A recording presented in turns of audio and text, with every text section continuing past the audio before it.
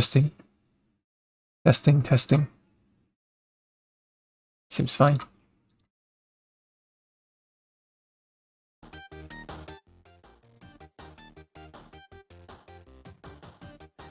Okay.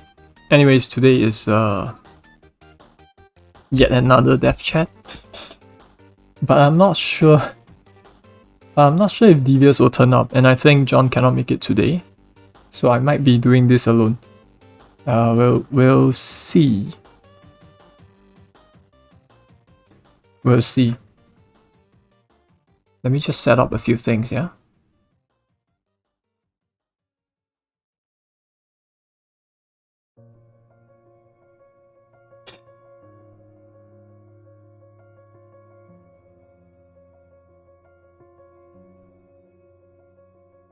Okay. So of the things I've worked on this week, the only one I can show is this thing regarding the Bezier curve. I think I do have something else. Hang on. Let's see.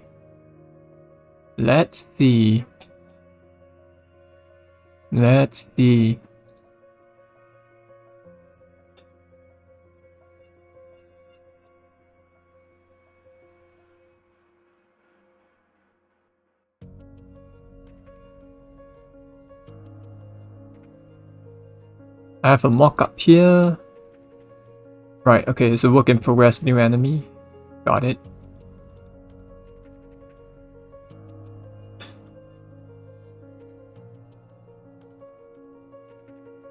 Hello Sohai. I mean Han Sohai. Hello Han. How's it going? How's your weekend? I might be doing it solo again today. Oh, my voice change sounds so different. It's because of the new mic. Yeah, I got a new mic. My old headset broke, which is why I had to buy new hardware.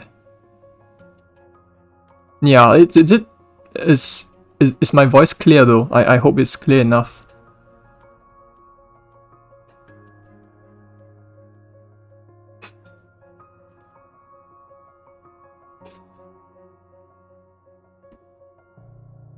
Clear? Ah, awesome, thank you.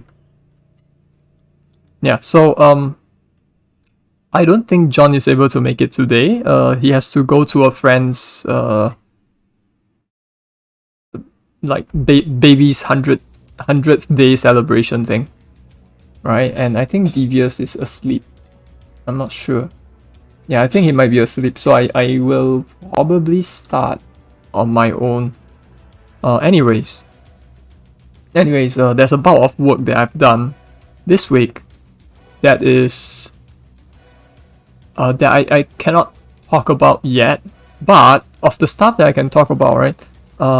It has to do with my intention to add a new enemy into my new game called a Attack of the Giant Mandibles. So in this new game, you attack insects, right? And this new insect that I intend to add is a ladybug. A giant ladybug. So this is a mock-up of the ladybug when it's on the ground, right? And this is it when it's flying. So the idea is to have this enemy, right? Let me just use paint. The idea, right, is to have the enemy move in an arc. Right, so you move like that. So you go from ground, right, to air, and then back to ground. Right, so you can kill it by either shooting at it, or you can step on it. So a few ways to go about it. So then I was thinking, right, okay, if I want to do that, how do I go about, crafting the movement path? There's a few ways to do it, right? Like I think way back, I explored this thing called Lagrange interpolation, which allows us to create a curve passes through all of the specified points. But I decided that I want like more fine controls over how the curve looks. So I look into a cubic curve, or rather a Bezier curve. But because this one that I look into has 4 control points, right? This is a cubic Bezier curve. There you go. Oh crap. Right, so this is the curve. And as you can see, right, the yellow portion, right, these yellow dots are the control points, so we can shift this around, right, to create the curve we want. I guess we can think of the control points, right, as forming a shell. So it would have been great if I drew a line that joins all of these control points, right? Because they go in a sequence. So this is the first point, second point, third point, and fourth point. And the line itself, right, is constructed through this function that takes in a few parameters. Let me just get rid of the circles first.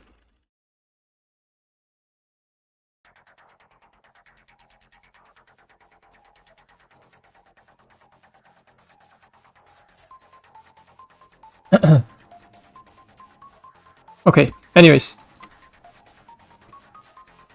Well, anyways, I have the... I mean, you can easily find the equation online, and... hang on, my window keep disappearing. Sorry. Anyways. You can easily find the implementation online, right? But the idea is... well, the actual implementation for the curve, right? The Bezier curve is actually fairly short. And like, if we don't want to visualize it, right, to be honest, the code is just available on Wikipedia. So we have this, right? We have the function for quadratic curve, which is 3 control points, and cubic curve, right, is really just, you know, interpolation of the output of 2 calls to quadratic curve, right? Okay, so we have that. Now that we have that, you would think that we are able to map the position of the enemy, right, nicely from point A to point B. So this being point A, this being point B. The function takes in time t, right? So at t equals to 0, right, it returns this position. At t equals to 1, it returns this position. And the idea is that, you know, if you were to just interpolate t from 0 to 1, right, you will move the enemy from point A to point B like that. But there is actually a side effect. Oh, hang on. I think someone is messaging me.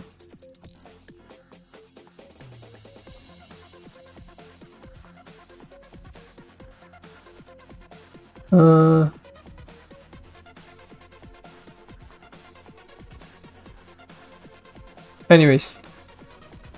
Oh, sorry. Anyways, so you would think that we are able to map the position of the enemy, right? Just like that, from point A to point B. But there's a side effect, and the side effect is that the movement of the enemy along the curve, right, will not actually be at a constant speed. So to illustrate the point, right, instead of drawing you know, a contiguous, or instead of drawing a curve, what I'm going to do is just draw a few circles, right, along the path of the curve. So if I were to draw, say, 50 circles, or maybe even lesser, right, the fewer circles there are, the clearer it is. Maybe I draw 20 circles.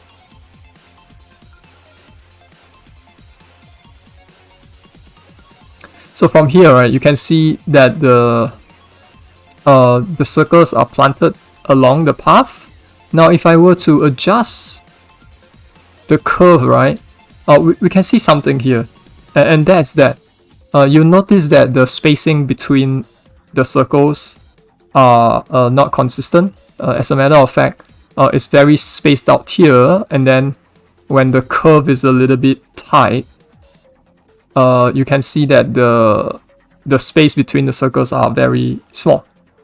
And the problem with that, as you can imagine, right, would be that if you were to just naively move the enemy along the curve, right, by interpolating t from 0 to 1 at a constant rate, what's going to happen is that the enemy, right, will move very fast, right? Then it will slow to a crawl before it picks up speed again. So it's not movement at the constant speed, and to be honest, I don't think I want that. I want to have I want the movement of the enemy to be more constant, so that it's probably easier to handle during gameplay, right? Probably more friendly towards the players. So so that was a problem, and what I did was I just I just started googling, right? I googled how do we go about moving an object along a curve at a constant speed, and it turns out you'd have to compute the derivative of the curve function. So let me see if I can find that link. I believe I saved the link somewhere. I saved the link somewhere. Somewhere. Here.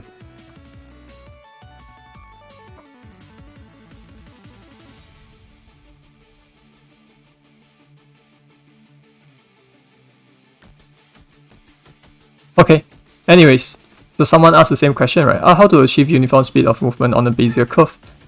So someone answered it, and I tried out this solution, and it seems to work. So what the person did was they compute the derivative of the Bezier curve function, right? And I believe the derivative would be a description of the velocity at the point, right? Or it's a description of the gradient, I suppose. So we have that, and so the solution, right, is to not increment t at a constant rate. Instead, you increment it based on the output of the derivative, right? So in other words, if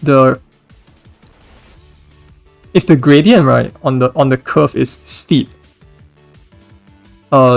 you will increment t, right, at a smaller amount, at a smaller lower rate, basically. So what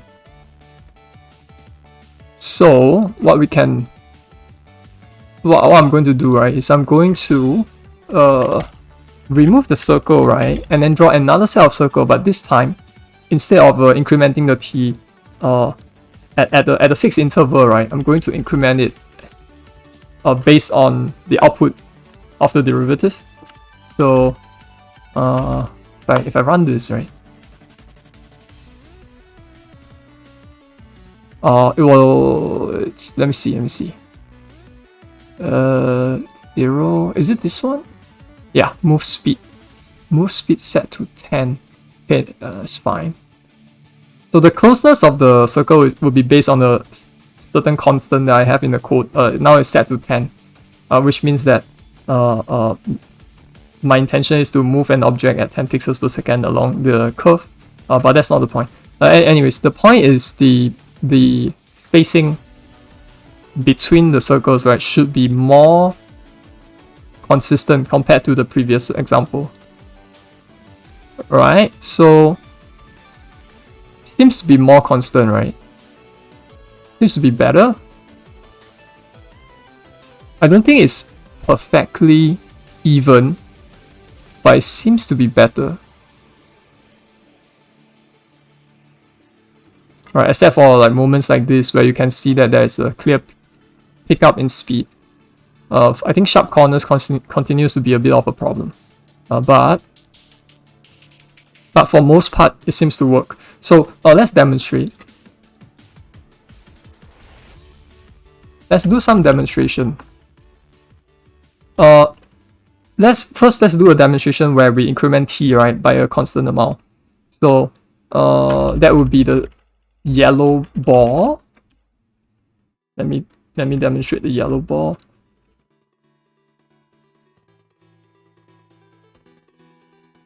Just a moment. Excuse me.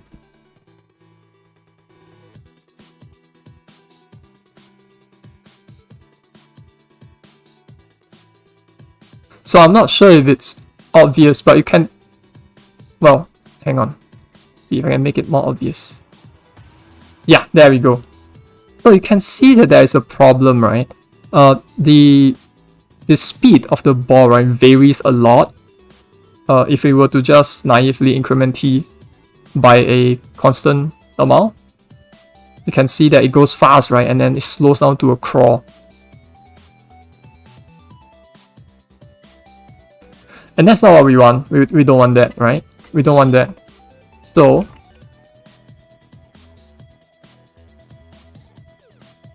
let me demonstrate having another circle. This time it's a red circle. And you can see that the movement should be a lot more consistent.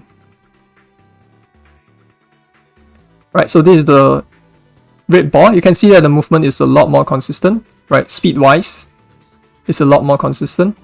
I can see a bit of speed up here, but I think that is an acceptable error, right? Like compared to the yellow circle, right, that slows to a crawl at this band, which is unacceptable. Look at that.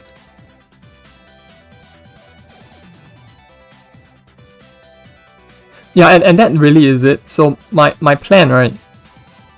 My plan is to say rewrite this. This is just an exploration, right? So I'm going to rewrite this in the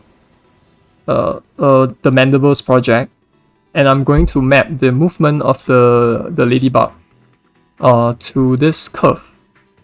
That is the intention, and I hope it works. I hope it works.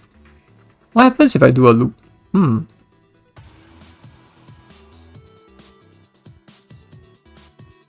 Yeah.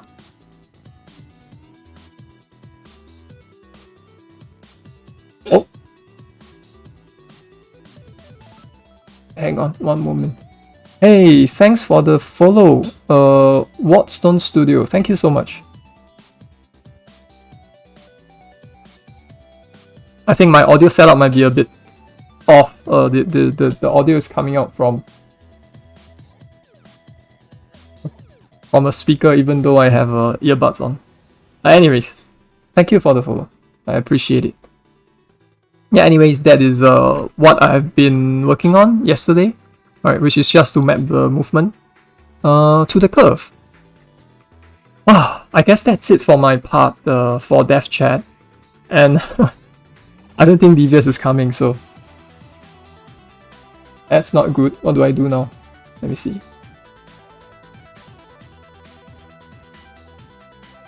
I guess I can just keep working. Let me just close this.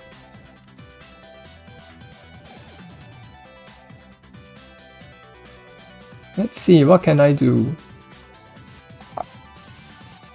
Let's close this. So usually on the dev chat, there are 3 of us, right? So Jonathan will present, I will present, Devious will present. But today, I'm the only one. So maybe I'll work on my new thing. Let's see. Right, I'll just probably set up the base code for a new enemy, and then I'll work on the rest off stream, perhaps.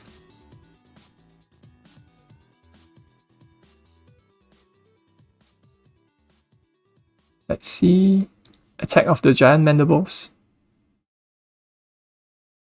So if you have not seen this new game that I'm working on, it basically works like this. Right, it's still a very early work in progress. Very early work in progress, but the idea is you fight insects. Right? Giant insects on an alien planet.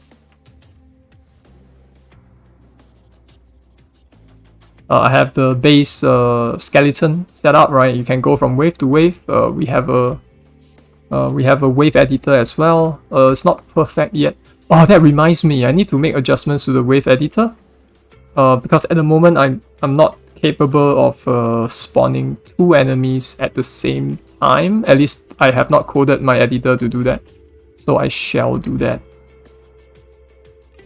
Yeah, maybe that's what I'm gonna do for this stream. There you go. That's 3 waves. Very clearly a work in progress. Okay, I'm just gonna drink some water first before I continue.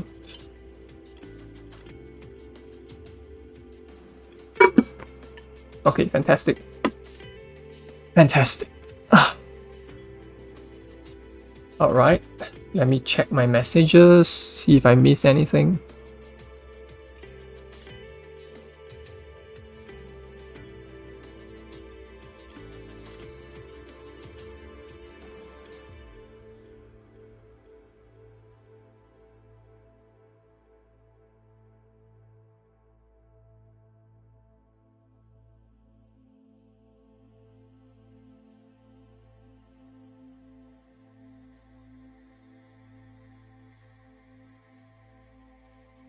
Okay, let's continue working. And who knows, maybe Devious will suddenly appear. Okay, so let me check my editor. I have an editor state.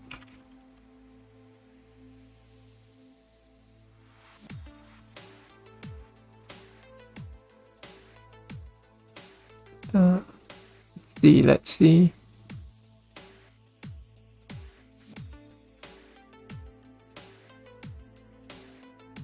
I need to check out the spawner. I have a spawn weight 0, spawn weight short, spawn weight medium. Am I using 0 anywhere? No, I'm not using 0 anywhere. So that's not good.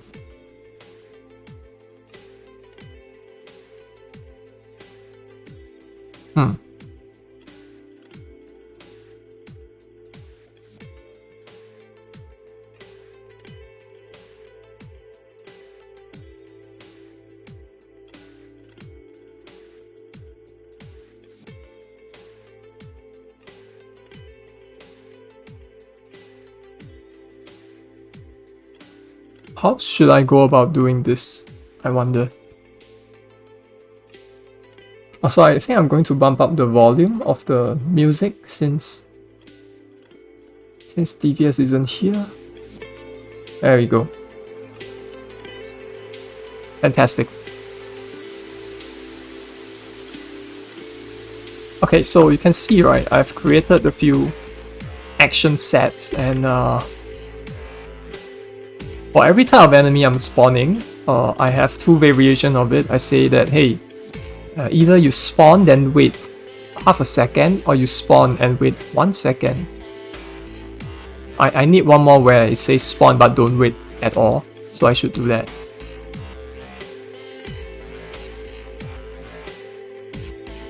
Anything, huh? Yeah. What should the postfix be for not waiting at all?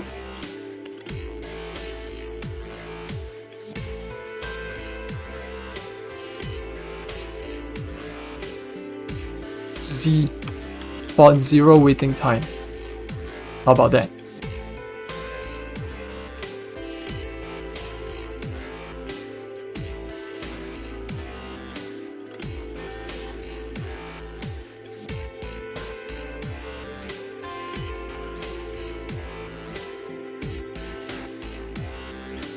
Okay.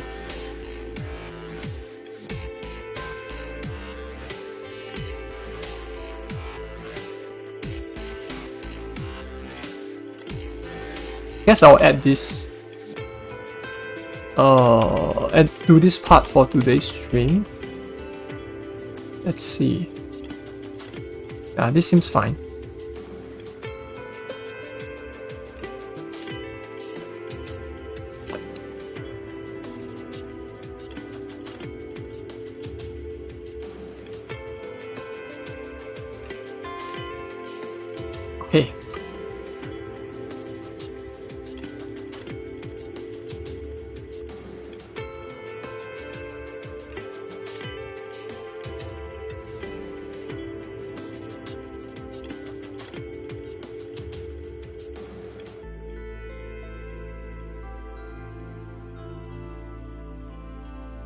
that enough? Is that good enough? Let's see.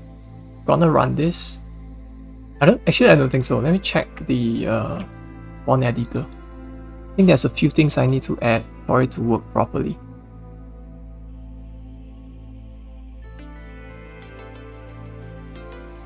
I don't remember.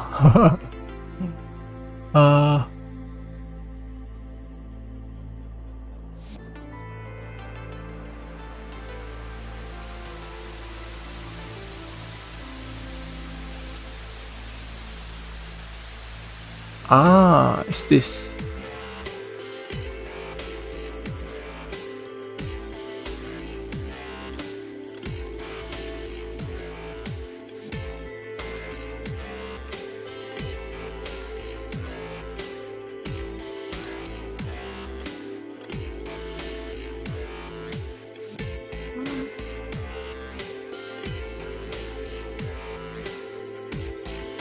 I guess this is fine.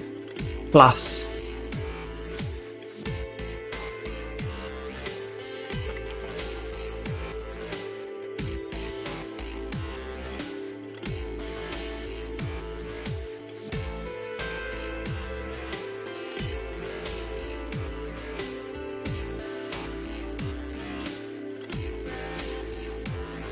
Else if it ends with an underscore z, frame index will be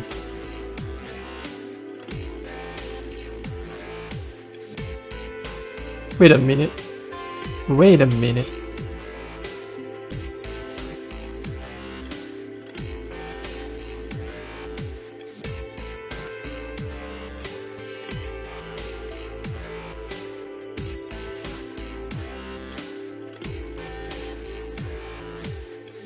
Just a moment, eh?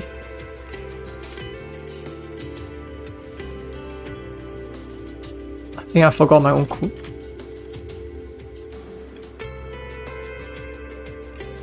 Ah, crap.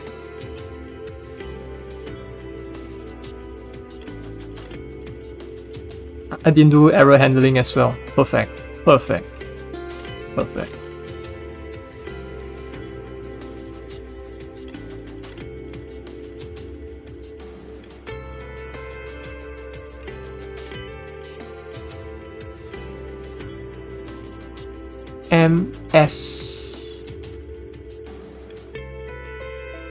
MS.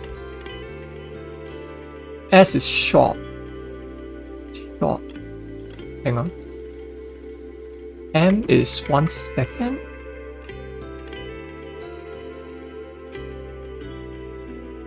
Oh, I wait 1 second, and then there's a shorter version.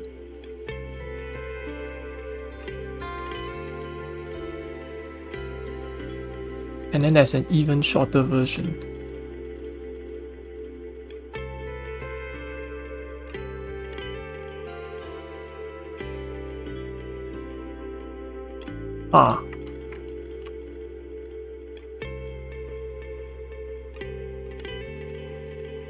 Hang on, slightly confused.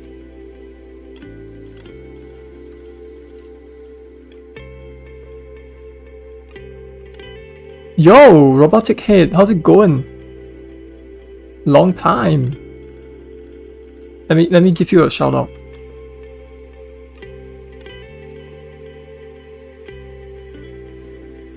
Going good bit of a hangover, I see. Yeah, I was earlier I was just talking about this Bezier curve that I was exploring yesterday. Alright, so the idea is I wanted to map enemy movement to a curve, right? But I also cannot just naively map it by incrementing the value of t at a constant rate. So like if t equals to 0, the position is on the left. If t equals to 1, the position is on the right. I cannot just interpolate t at a linear fashion, because what that meant would be, if you look at the yellow dot, you can kind of tell that the speed of this yellow ball, right, is extremely inconsistent, right? It goes from fast to slow to fast, right? And that's simply a problem. So I was talking about how I was looking for solutions online, and someone used the derivative of the Bezier curve function to approximate how much to increment this t, this variable t, so that we can have a more or less consistent speed, right, when moving along the curve. And that's about it. Yeah, that's pretty cool. That's pretty cool. I think I'm definitely going to be using this in my new game. Yeah, there's a lot of very cool mathematical tricks, right, online. It's awesome. Yeah, yellow is definitely a problem. I cannot use this in a game.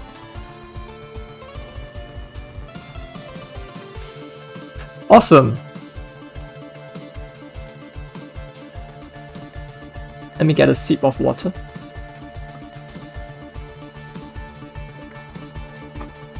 Also, I think someone is messaging me. Just one moment.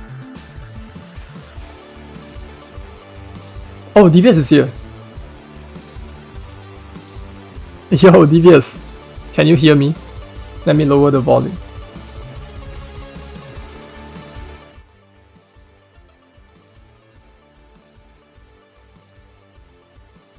Test. I changed my setup, so I'm not sure if Discord can pick up what I'm saying. Test. Oh, I think I hear you. One moment. Can you hear me? Yes, I can. Fantastic. Let me just bump up the volume. I was watching Twitch and then I noticed you were on, and I was like, "Wait a minute, is that?" Because you didn't come on at 1, like you didn't come on an hour ago, so I was like, "Oh, I guess he must have skipped today because of the thing he was talking about with his family." Yeah, it was that. I made a mistake. That is supposed to be next week instead of this week.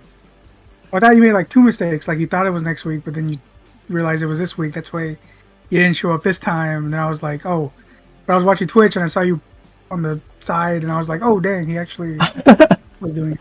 Oh, my bad. Sorry about the confusion. Yeah. Yeah, that's all right. And John is not able to join. Sorry, you saying? Yeah. Oh, my computer crashed too, so I hadn't had a Discord open this time because it keeps crashing because of Discord or something. It's always when Discord's open. Damn. Will you be able to present? Well, I don't have anything much to present because more stuff popped up, so it's not. I don't have a lot to share anyways. But I figured I'd share anyways. Right. Hang on. Robotic Head says you're a little faint on stream. Hang on. Let me just adjust the volume. Bump it up.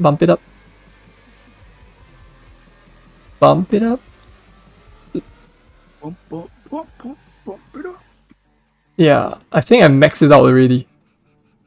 Let me check. See what I sound like.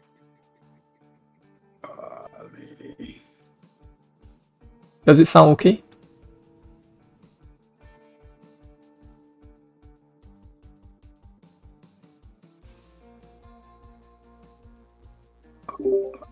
Check 1 2. Check 1 2. Check 1 2. That's check 1 2. Check 1 2. Yeah, I think. Oh, wait a minute. Yeah, I think we got the volume settled, right? I think it's fine now.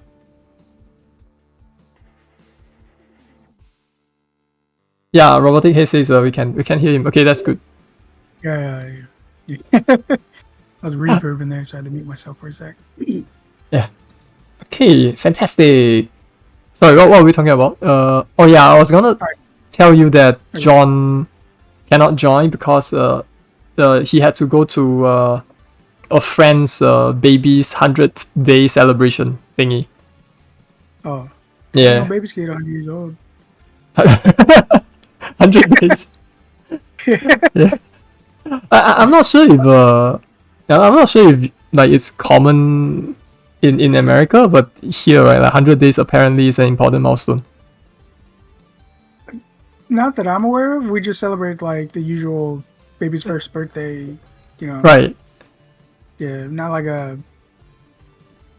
I think we mostly celebrate the pregnancy more than the like 100 days. It's like it's either usual birthdays or like everything between the pregnancies, or Ah, it's like right. 24 months or whatever months. Right, Pregnant. right. Yeah, because we I have the see. baby shower stuff. Right, okay. Got it. So there isn't anything about 100th day since birth. Right, right. I got it, got it. And let's see. Okay, sorry. Should I tell you about what I've been working on?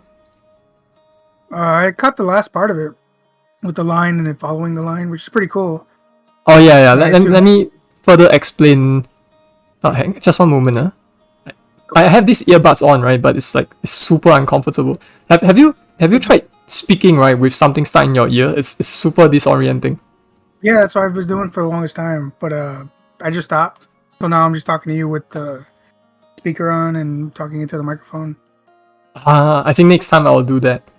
Just a moment. Just a moment. Yeah, because my previously my headset, it's like it broke. I got it like less than a year ago and it broke, so it's terrible. What did you Anyways. pay for it? Was it like cheap or expensive? 70, $60, I think. I don't know if that's cheap or expensive for a headset. I mean, I'm a pretty cheap person, so to me it's expensive. Oh, okay. Yeah. Yeah, because I know some of these headsets go for like $1,000 or $300. Oh Maybe damn! like 70 or 60. Maybe, Yeah, maybe I know there are people who's willing to spend like several hundreds on this kind of thing. Yeah, but yeah, not me. nah, not me too. Not me. Yeah, but anyways, let me share my screen. Let me share my screen.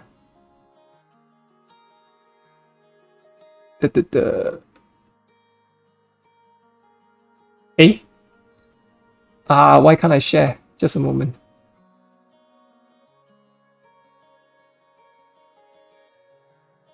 Oh, my Windows, my screen is too small. Hang on. Okay, I think it's showing now, right? Is it working? Yeah. Fantastic. Yeah, I see the yellow and the red. Yeah, okay. So let me just comment a few things away so it's a bit clearer what I was trying to do. I imagine you have you're like somewhat familiar with Bezier curves, right? Yeah. Like the term Bezier curve is used a lot. We use Bezier curve to draw curves or to map out racing tracks, I guess, for racing games. But in my case, right, I wanted to use the Bezier curve to map the movement of an enemy or a new enemy in my Mandibles project. So I was thinking of working on a ladybug enemy, and this ladybug, right, will just go from the floor to the air and back to the floor, and I want it to move in an arc.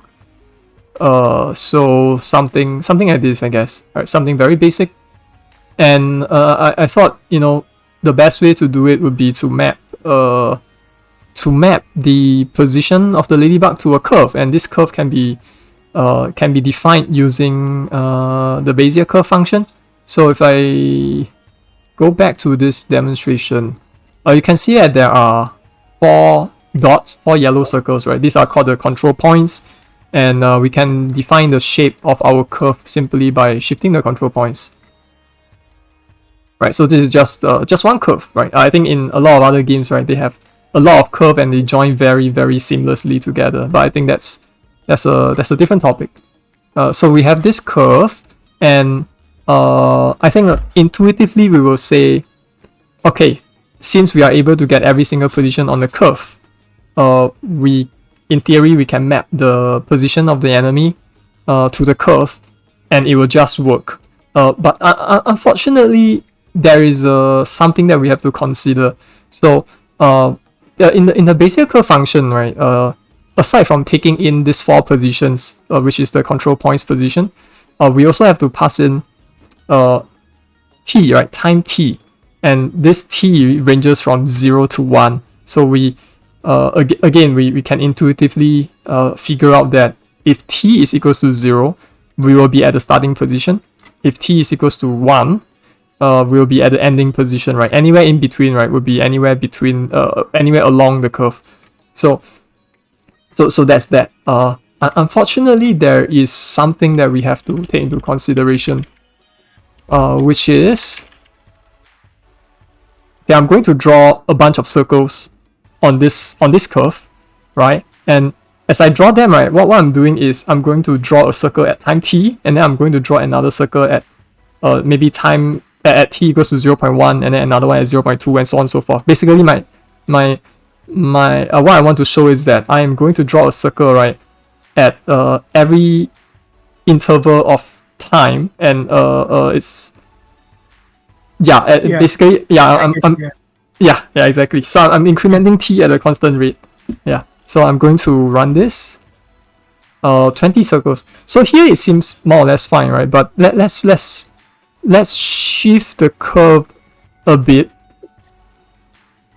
And then you can see the problem, right? Like you can like here the circles are very close together. So this implies that if I were to move along this curve, right, it will go fast, and then here, right, it will slow to a crawl, which is terrible.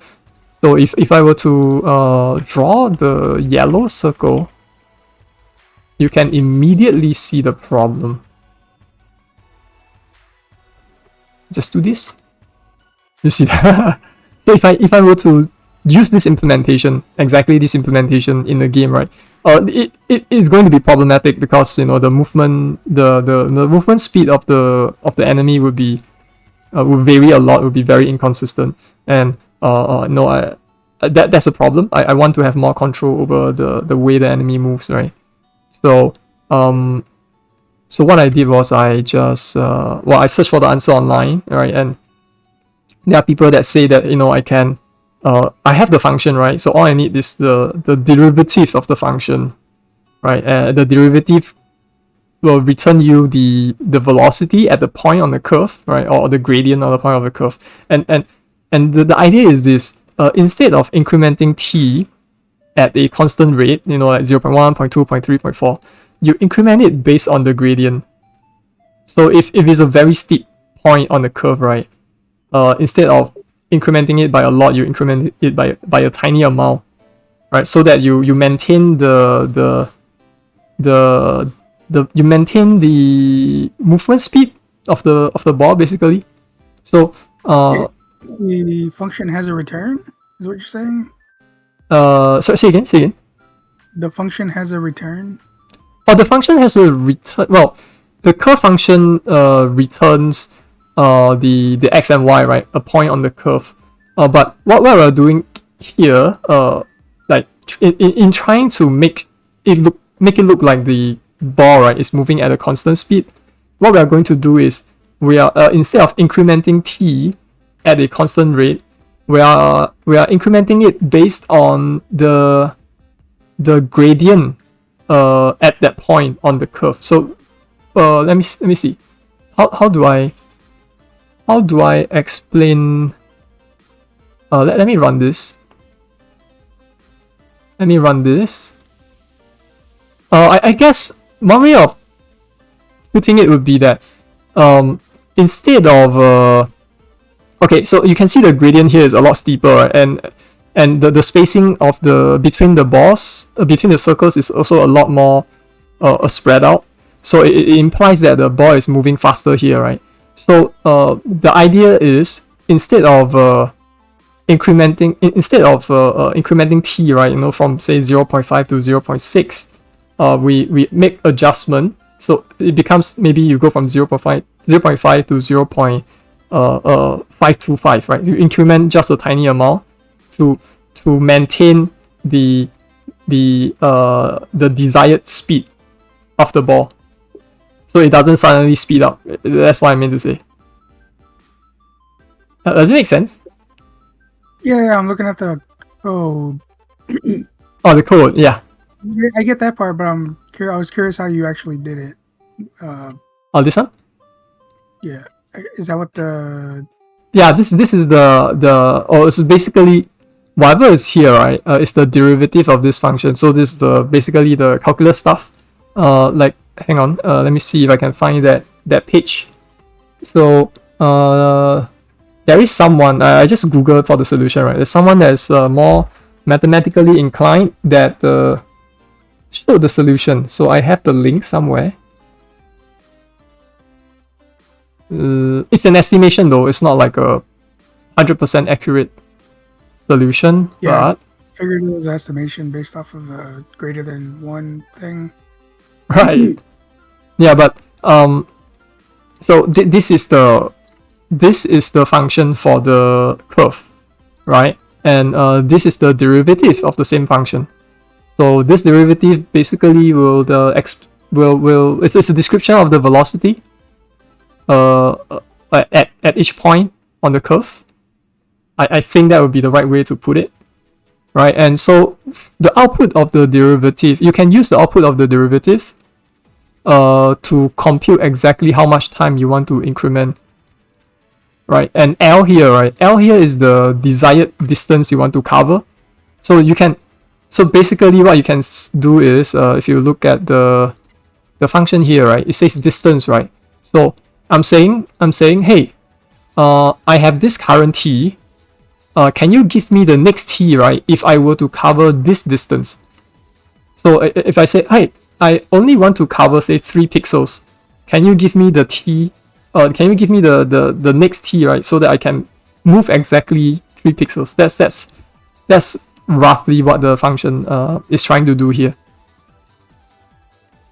Yeah. So for example, if my t is 0.5, right, and then I pass in a desired amount of distance to cover, it will return maybe 0.52. Who knows? Something like that.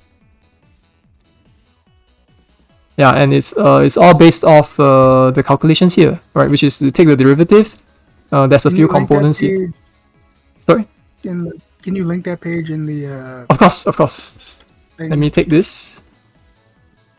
I will put it in the dev chat server.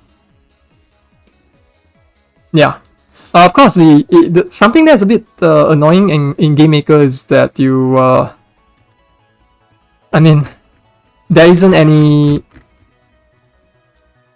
operator overloading, right? So if you were to just you can't just write your code like this, right? You can't just say 1 minus t raised to 3 and then times a. A is actually 2D or 3D point, right? But in GameMaker you can't just write it like this. Yeah, but we can still make do.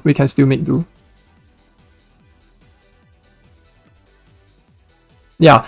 Anyway, I thought this is like extremely applicable, right, to games, extremely helpful. So I thought I brought it up today on dev chat. And the matter of fact, I am going to use this in my next game. Or at least that's my intention. The insect project. Oh, Mandibles? Yeah.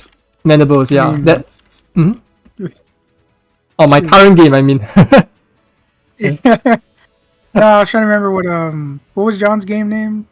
John's game is Standoff. Standoff. That's what your Mandibles game is, because he has Mandibles now. So. Oh damn! Stop names. Yes, Standoff now. Yeah. Yeah, but now I changed the implementation, right? So the spacing between the circles, right, should be more even now, as you can see. Right? It's a lot more even. It's not perfect though. Like you can tell. You notice here that it will speed up when it goes through this part. Sorry, it's not the yellow circle. Let me use the red circle. Red circle will be this one. Let me just hide the yellow circle. So you can see it's not perfect, right? Here it will suddenly speed up. Yeah, but for most part, it's fairly consistent. For most part. There we go. Yeah. So if I were to have say both circles running, right? You can see just how much of a difference there are. Like the yellow circle, right, has such a drastic variation in its speed. It's almost unusable in a game. Look at that. Right, it's terrible, right? But the red one is always moving more or less consistently. Yeah, so yeah, I think this is extremely useful. So yeah, I think it's worth sharing, and I'm going to try applying this in Mandibles next week. Hopefully, I have time to do this next week. Yeah, and that's it. That's what I have to share. What about you? Well, Yeah. okay, so this week I wanted to work on the game some more, Yeah. but then I got a really bad toothache, which put me down the whole week. Oh damn. Yeah, managed so I to- had to Yeah. get some antibiotics, some pain relievers. It's gone now for now, but I got to get this tooth pulled. But I definitely got to get this tooth pulled before I get another infection. It Right. sucked. I couldn't do anything. I was tired all the time. I couldn't eat anything, which didn't help me being tired. Because anytime I tried to eat anything, it just stung like really bad. And it Damn. went like imagine getting slapped on the right side of your face, like Every really time you hard. eat? That's what. Yeah. Oh, just all the time. Oh no. Yeah. It's an infection. Like that pain, yeah, it was an infection. So the Oh, pain no. was just like striking all the way up across my face. And I was Oh, like, oh my no. god, I can't do anything. I can't even think straight. Oh, that I even sucks, tried to man. sit down. Yeah, it sucked so bad. I tried to sit down and like work on the game, and I just couldn't. I just couldn't focus like at all. The pain was just annoying the hell out of me. So I was just like, you know what? I'm just gonna put it off for now. So I'm just gonna like plan some more stuff, read up some more things. So I've been watching some stuff on YouTube Yeah. about different things. Let me see if I can remember what the hell they were. This one. What is this one? Some other stuff I need to watch too. Like, I haven't watched it yet, but it was in the thing. Somebody linked it. Uh-huh. What kind of a link is it? It's a YouTube link. About game dev? Yeah, Hmm. the video. That one I gotta watch. There was some other ones I did watch. How One was to about consistently. zombies. Oh. Yeah. So what did you It learn is- from this video? Well, one of them did a. I didn't watch the video, but where someone did a synopsis of it. We were having a discussion, Huh. and someone did a synopsis of it. He goes over it like really quick. I mean, the video is. I don't know. The video was kind of obvious. I will say Right. that, but it's like things that if you don't know, you should definitely know. So Yeah. Is this the one with the Venn diagram where they say, you know, you want to work on something that will sell, something you have personal interest in, and something that you're good at? Is this the video? Yeah, No, this is the video. Look at that. Want to make. Oh, sorry. Hang on. Let me share my screen so you know. No, you don't have to do that. I can just watch the stream. Ah, okay. Yeah. There you This go. this is the top with the famous Venn diagram, right? Want to make, able to make, will make enough money. So before you work on any project, it should fulfill these three criterias. Yeah. Yeah, but the thing is, how do you even determine it will make enough money, right? Yeah, that's what we're talking about. Well, that's what brought up the video because we were all having a discussion about like how to pick a game concept kind of thing. Right. And somebody brought up the video. Then I went over all the things that I do to actually pick a. We all went through our different ways of doing it. Right. What's I've yours? never- Yeah, I never talked about that before, have I? Here. Yeah. Methods. Yeah. What's your methods? Yeah. What's your methods? See if I can remember what I told him because I didn't have any of it written down. I just said it. Okay. The process. Because it took a while. It took like 20 minutes to explain, but maybe I can shorten it. Okay. Because I had a lot of me stuttering. Let's see. Okay, so first, it actually surprisingly followed some of the stuff that he talked about. Okay, but the actual process is actually figuring out what to play, what to make. First is the principles that I follow was you can learn from anything, you can create anything from anything, there's no such thing as a bad idea. There's only bad implementation. Right. Or I wouldn't even say bad implementation, but just not as good implementation. No matter what you make, somebody's gonna like it. But I mean, selling only one copy or not even one person playing it doesn't necessarily equal success. Right. But again, it depends on your definition of success and all that stuff. But Yeah. somebody But might here, like here we reading- are talking about being Yeah. profitable, right? That's the yeah, we're criteria. talking about profitability. Yeah, that's Yeah. another thing. You gotta pick your scope. So there's two choices here. There's the hobbyist scope, and then there's the professional scope. We're talking mostly about the professional scope. But Right. the hobbyist scope has more freedom in terms of like you can make whatever you want.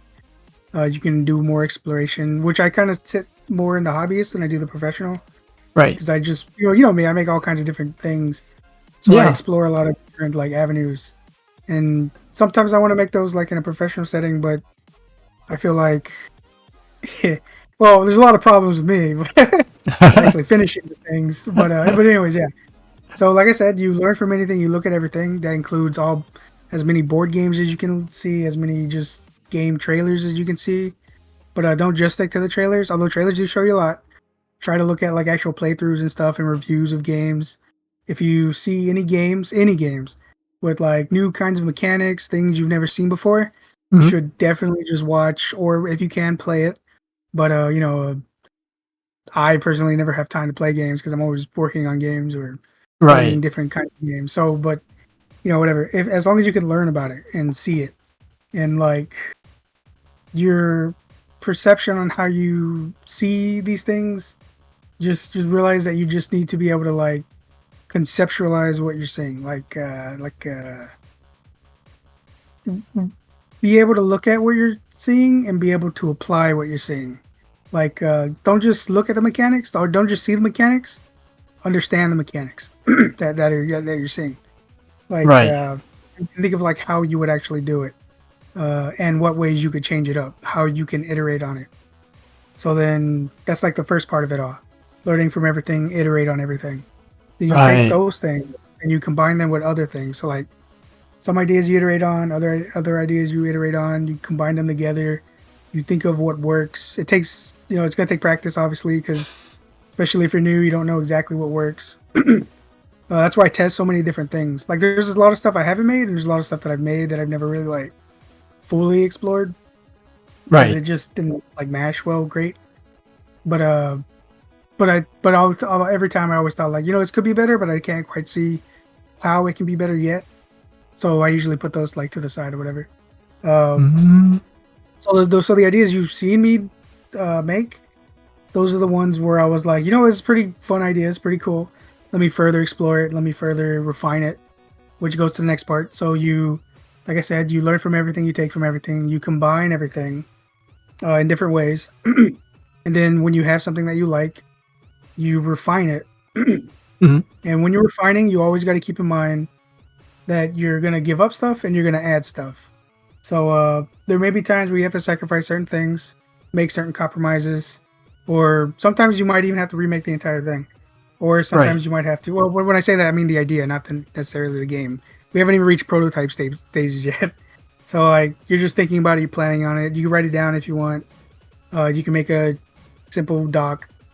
You can make just draw it in paint. But what I do is I always open up Game Maker and I make like this is what I've mentioned before. I make a mock-up, Yeah. which is just like I just draw what the game would look like if it were finished or like close enough, whatever, Yeah. close representation.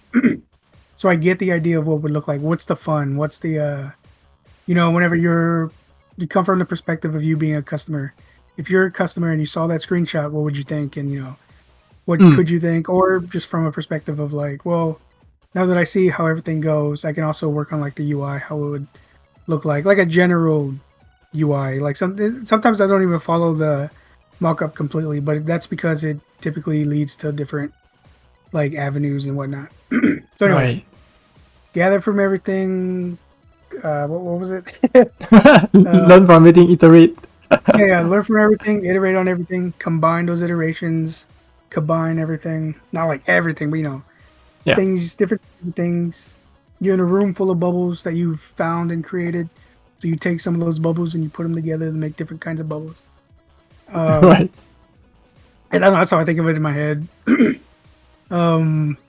So then when you get those bubbles, you refine those bubbles. And then from there, you as you start refining it more, you get to the stage where you can prototype it. Which, when you prototype it, you start messing with it, just trying to figure out what the art style is, trying to figure out what the art style would work with it, what kind of mechanics. And as you refine it, you'll discover new kinds of mechanics that you can use to work with it. Right. So another big principle is everything in a game relies on each other. So as you're making a game, an example I've been using more recently is don't just give your character a hook on a rope in a jungle. Give them a vine with like a snake tied to the end, so that snake can like grab onto things. Use the setting to your advantage to make the functional aesthetics basically. Right. So you're using the thing that fits the setting and all that stuff. Like but that goes into like a whole branch of other stuff. But anyways, so you're refining, you're doing all that, and then you figure out what starts making it work even more, and it's just all refining basically at that point. Because the difference between a finished game and a started game is just how refined it is, I guess, if you want to boil it down a little more than that. But yeah, so that's basically how I do it. Right. It's cool. I mean, yeah, learning from other games, I can see how that's extremely important. I think there are other developers that adopt the more data-oriented approach. Right. I don't know how they do that. Yeah, like, but that's the professional branch. So what I was saying is more catered towards the hobbyist side. Right. When you start going to the professional, that's when you start looking at other games, what works with other games. That's when you start doing the data crunching, and you start looking at like how successful is this genre versus this genre. And stuff like that. Exactly, but yeah. Have you looked into those data? Because I haven't, and I'm not entirely sure where to start looking. Until recently, right? I saw a video that mentions gamestats.com. Yeah, they mentioned that, but I haven't actually checked out how to make use of the website. But I haven't really used it. Right, let me paste the link. I know. I actually, now that I think about it, I'm pretty sure. No, I have the other one. The one where it's like, where it's talking about what games have released recently. Oh, excuse me. No worries. Which one? Yeah. Well, so when you get into the professional branch, then you would start adding the market. Because the market just makes a whole lot of. The market directs you a lot more than anything on the hobbyist side, because you have so much freedom on the hobbyist side that you don't really have a direction. Right. When you go towards the professional side, the branch, that's whenever you start using the market to hone or to direct where exactly your game's going to go, or not exactly, but around the same area. There was a recent video that Jonas made. I don't know if you've seen it. What is it? It was really good. I definitely watched that one. Let's see if I can find it. Oh, is it about the one like finding a game that is like easy to market or something? The problem changes your perspective. Maybe I don't know. Let me get. You talk about like trying to search for the ideal project, right? Something like that. Yeah, to a degree, yeah. Yeah. Where he has a little boat. Yeah, I remember that. Yes, because they talk about the local minimum problem. I think that's pretty cool. Yeah. His approach seems to be that at first you want to explore every possibilities, right, and then eventually narrows it down. Yeah, it's very cool. Yeah, because the big problem a lot of devs have is actually picking a direction to go, and not really like, because once they know where to go, it's easier to refine. This will pick what you want to do. But until then, you're stuck in like a vast ocean, and it's the idea of the blank canvas. Yeah. Where it's like canvas blindness or something like that. where it's like you have the page of infinite possibilities, but you don't know where to start. The Yeah. classic SpongeBob meme where he just puts he doesn't know how to start. He doesn't know how to start the paper, but once he figures out what to do with the paper, then he's just going at it and going crazy. Yes. So it's the same thing. Um, so once you figure out where you want to go, you can start, doing that. But then that comes with the shiny object syndrome, where you're like I fall for that sometimes. Yeah. Yes. Mm. um, yeah. So that's my process, and then part of that process is also the professional side. When it comes to crunching numbers and all that, I don't crunch the numbers. Like I don't look at numbers so much. I should do more of that. But what I mostly do is look at what's successful right now, what's hitting, well, not right now. I'm always keeping an eye out on what are like the popular genres and whatnot that are starting to pop up. Like Right. a while back, I saw that dice games were starting to kick it off, and I was like, you know what, dice games are going to start popping off. Yeah. And then they started popping off, and then I noticed that a lot of games were starting to experiment with gambling mechanics. So think of a casino. They call Yeah. them casino mechanics. So think of all kinds of casino games and people just taking those and making games out of them. And then that's starting to happen now. So I'm getting more confident in predicting stuff, but I'm not going to rely on it like completely. I'm still going to be like, yeah, that's a cool little trend that's going to probably pop up. Keep an eye on that or something. Yeah. Um, I think my problem with trends, right, is that by the time I notice them, uh, I'm almost certainly too late because by then a lot of people will already be making games for that particular genre, you know. there was a way that I'm not gonna say easy, but it made it easier. There was Right. a way I figured out how to make it easier, but I forgot how. but it comes like it's gonna sound pretentious. It comes somewhat naturally at times when I'm looking at something. You get that what is it called? Is That feeling. that sudden understanding? What's that word? Epiphany. Uh huh. You suddenly get that epiphany where it's like, oh, look, that's kind of interesting that something like that is. You just get that. Yeah. You just call it a feeling. Screw it. You just get that feeling where it's like, I can see that happening because of how people like to experiment and stuff. And was it that? No, I don't think it was. No, I don't think it was that. Well, I was gonna say experimentation. A lot of people are starting to be really experimental with existing mechanics of Uh huh. different media. I guess is another way. I don't know. Existing mechanic from different media. So look at the casino mechanics. That's a different media than video games. Oh, right. With slot machines. There's a new roulette wheel one that just came out. Poker, blackjack. What's another one? Poker, right? Yeah. Balatro is super popular now. Yeah. Yeah. Which got hit with the. I think it came back. They said they came back, but it got hit with the 18 plus rating.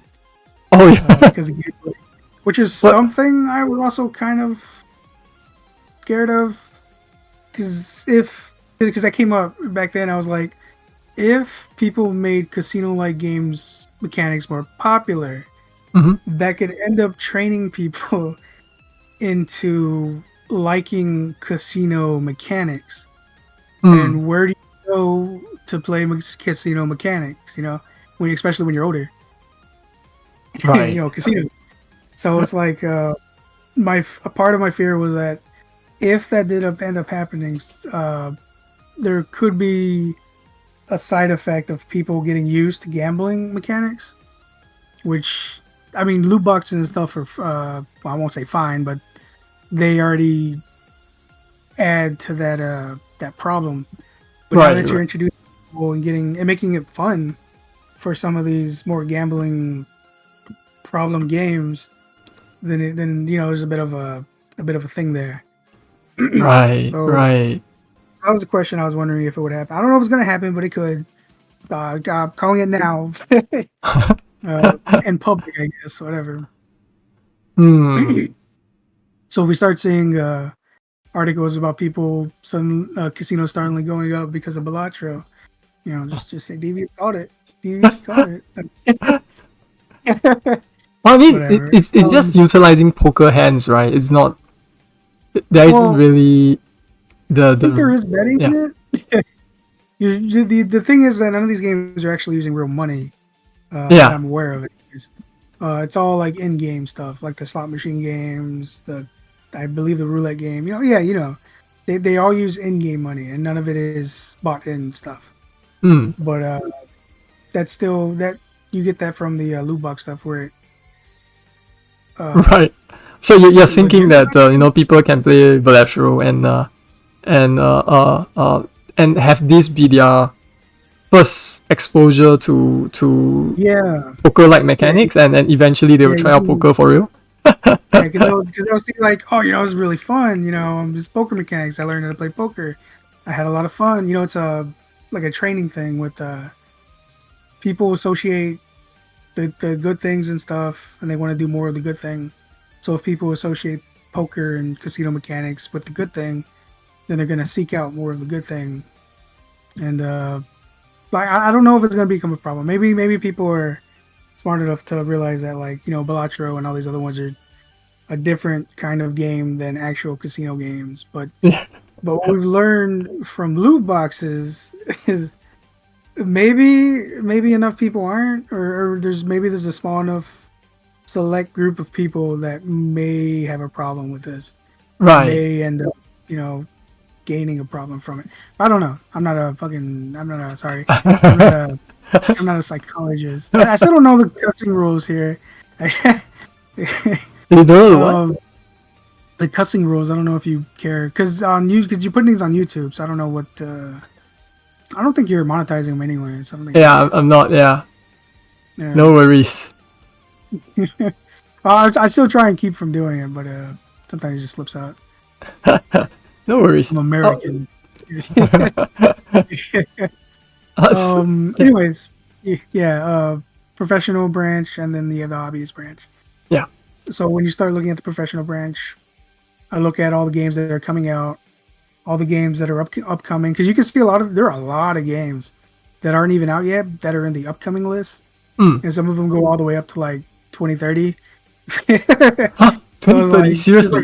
Oh, yeah. If you go into the Steam search, actually I don't know if it goes all the way up to 2030, but I know I've seen some crazy ones before. But if you go to Steam and you go to the search and you type in whatever that search thing would be, let me try. wait, let me see, like G.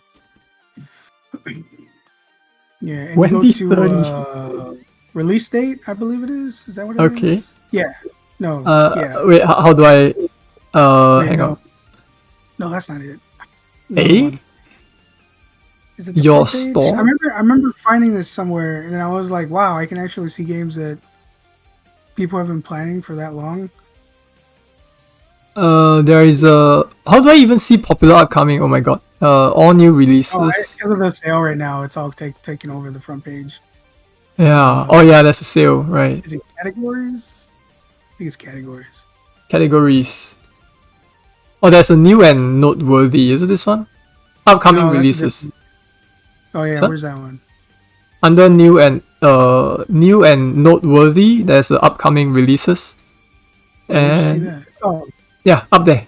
Up new right, oh, okay, right. I see it. Yeah, to the right of your store. Yeah. Let's see.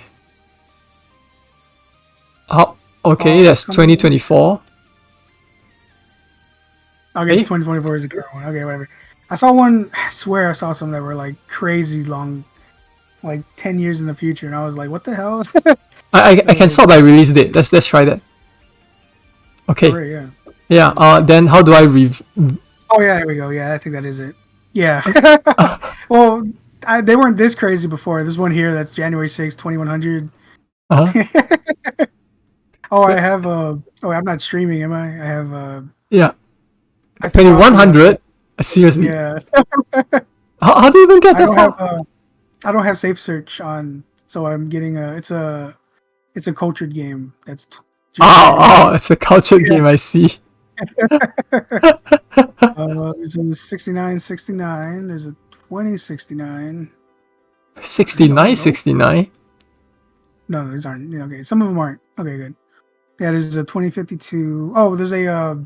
Did you click all upcoming? Or upcoming. Like, Let me see. yeah, whenever you click on. Oh, I see. I'm searching popular upcoming. How do I even? Yeah. Then you can see all these games that are coming up. You just scroll Okay. down a little and you'll start seeing the real Oh, I see it. I see it. like Green, Red, Ever Fallen. So sometimes so I had started a curator page a long time ago, Uh-huh. and this is how I ran into this because I was looking up like, well, maybe I can add games here to just put onto the curator list to like catch it early or whatever, so I can keep track of them. Yeah. So I found this on accident, and I was like, well, that's crazy. I could just start looking at all these new games, and so that's what I started doing.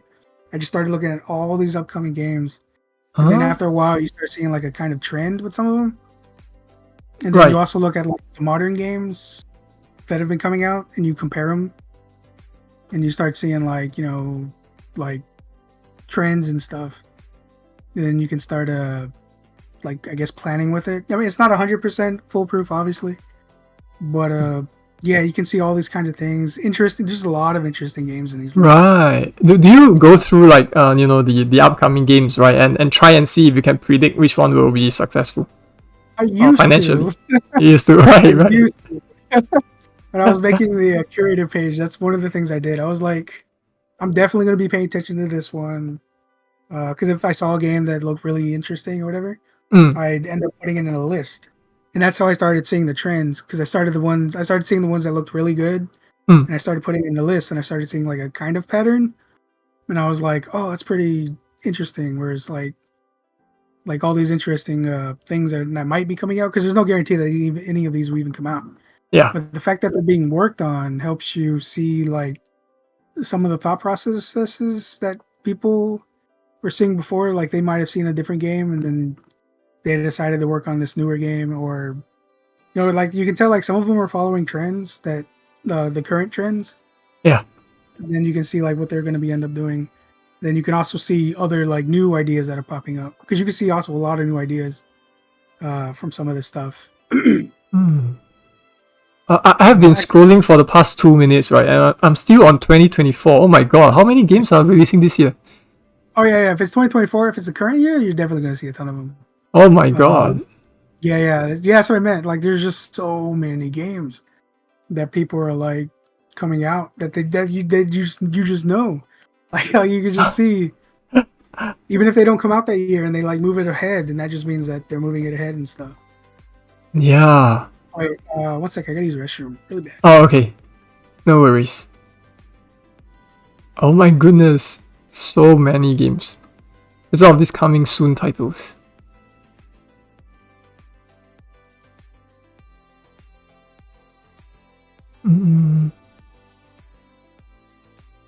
Panda Man. So many games. What the hell? Anyways, sorry, I wasn't able to respond before, but Wattstone Studio, thanks so much for the raid. What have you been doing? How was your stream? Thank you for the raid. Penny Slam, thank you. Thanks for the message. So that's a funny username. Yeah. Anyways, we are doing our weekly chit chat. Right. So I'm just talking to Devious about our game dev progress for the week. Yeah, I was talking about the application of the Bezier curve, how to move along the Bezier curve with a constant speed. And Devious is talking about researching games, right?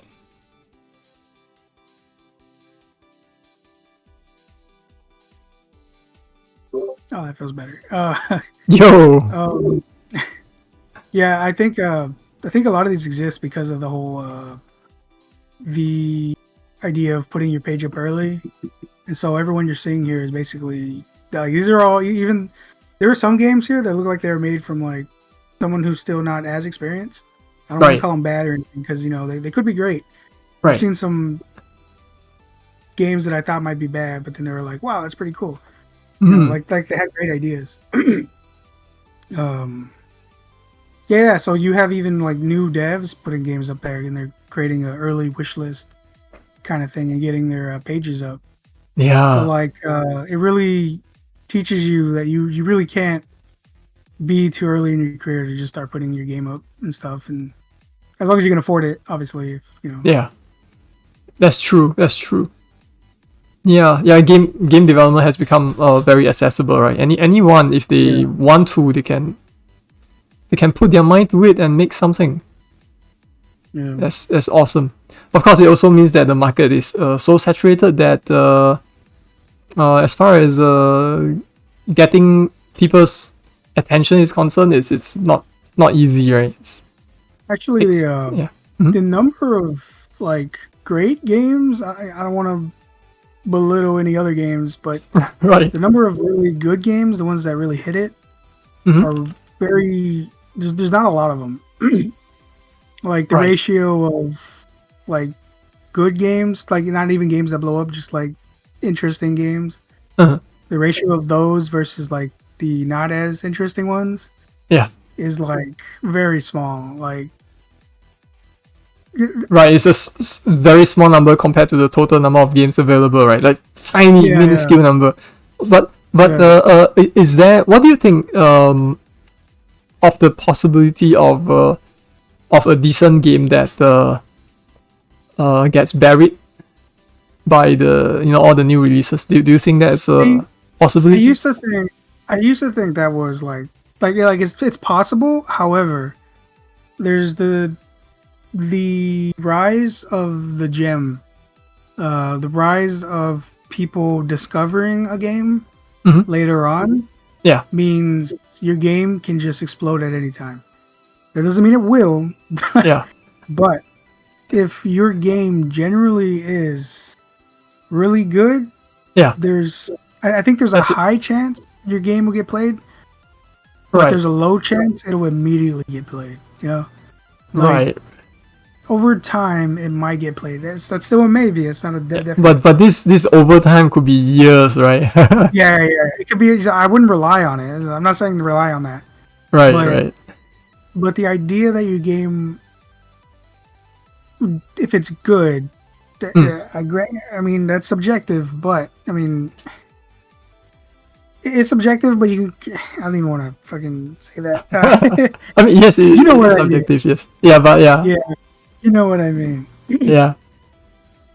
Hmm. There is a chance that your game, word by mouth will be a part of it. But somebody might just find it. Something like that's what happened with Among Us. Nobody was Right. playing it for a while. Then they did an update, and then somebody discovered the game, and then that just blew up because Yeah. of word of mouth. It was a streamer or something like that. I forget the entire story, but yeah. Yeah, I think it was partly because of the pandemic as well, right? So the That's what people say, Yeah. but I don't. I mean, that probably helped. But then again, that helped every game. Like right. anything social started. Yeah, Animal becoming Crossing also popular. probably had a huge boost because of that. Yeah. Yeah. Well, see, I don't even want to say huge boost, but it was helped. It was But I want to put more respect towards the game itself. The game was good. right. Like, just in its entirety was like nice. Like it was a great package of what it Yeah. was. Oh, Animal It was Crossing? free. What's up? Oh, sorry. Which game are you talking about? Among Us. Oh, Among Us. Right.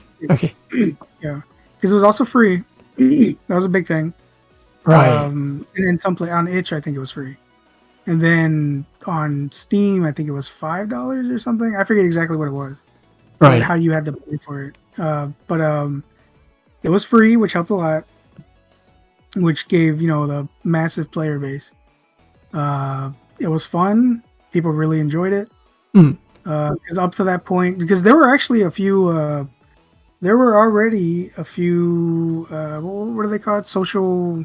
Deduction game? Yeah, social deduction games. Even in even in real life. Like Yeah. there's like before that, you have like Wolf. Yeah, Werewolf? there's a Secret Hitler as well, right? Games like that. Yeah, Secret Hitler. Yeah. Like those things existed, Mm. but and you didn't see any of those like blow up like crazy during the pandemic. Mm. Mm. So, well, obviously not the board game ones, but the video game versions. Right. So there were a few of them. There weren't a lot, but there were a few of them. But for some reason, Among Us just blew up, despite it also being a social deduction game thing. Right. And it So blew that's up like why how long after its initial release?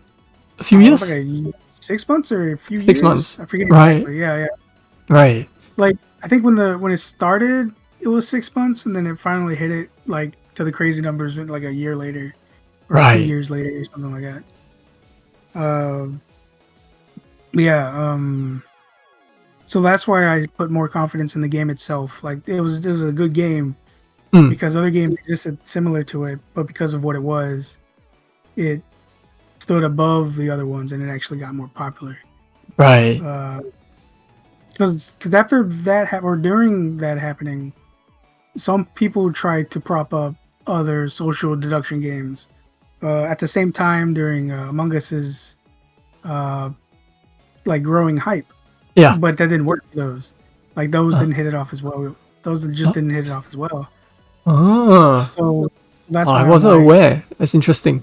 I mean, it wasn't a ton of them, but so I know definitely after Among Us started hitting, when Among Us hit its peak, that's when you started seeing even more like social deduction games, and none of those were starting to hit it off. Yeah. It was like a case of like Fortnite versus PUBG. Whenever those came out, when the Battle Royale thing started, a lot of other games tried to do the Battle Royale thing, but none of those hit it off. Yeah. Because they just like weren't as good. Yeah. Like they just couldn't compete. And it's not just that, right? Like if the existing game already has a hole on the market, for the people to move away, you have to do it better than the those current games, right? That too. But Yeah. The thing, I don't know. It's weird. Okay. How do I put this? You know what BattleBit is, right? Which one? BattleBit, Battle. the COD killer, as people put it. The what? The COD killer. Wait, how do you spell it? Battle Bits. Yeah, BIT BattleBit. Oh, I let think me it was see. BattleBit. Oh, I've never seen this game before. Yeah, BattleBit Remastered. Is this the one? I think it's the one that went crazy. Yeah, 110,000 reviews. Oh my god.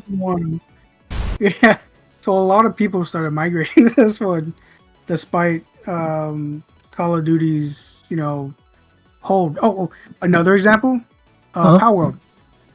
Ah, yes, right. Pokemon had a massive foothold in Pokemon things. Yeah. But because of, well, then again, I guess this is a little different because Pokemon was becoming stale. Right. So the audience was already hungry, as opposed to Among Us, where I don't think Among Us was going stale at that point. No, because it was a peak. But Right. still,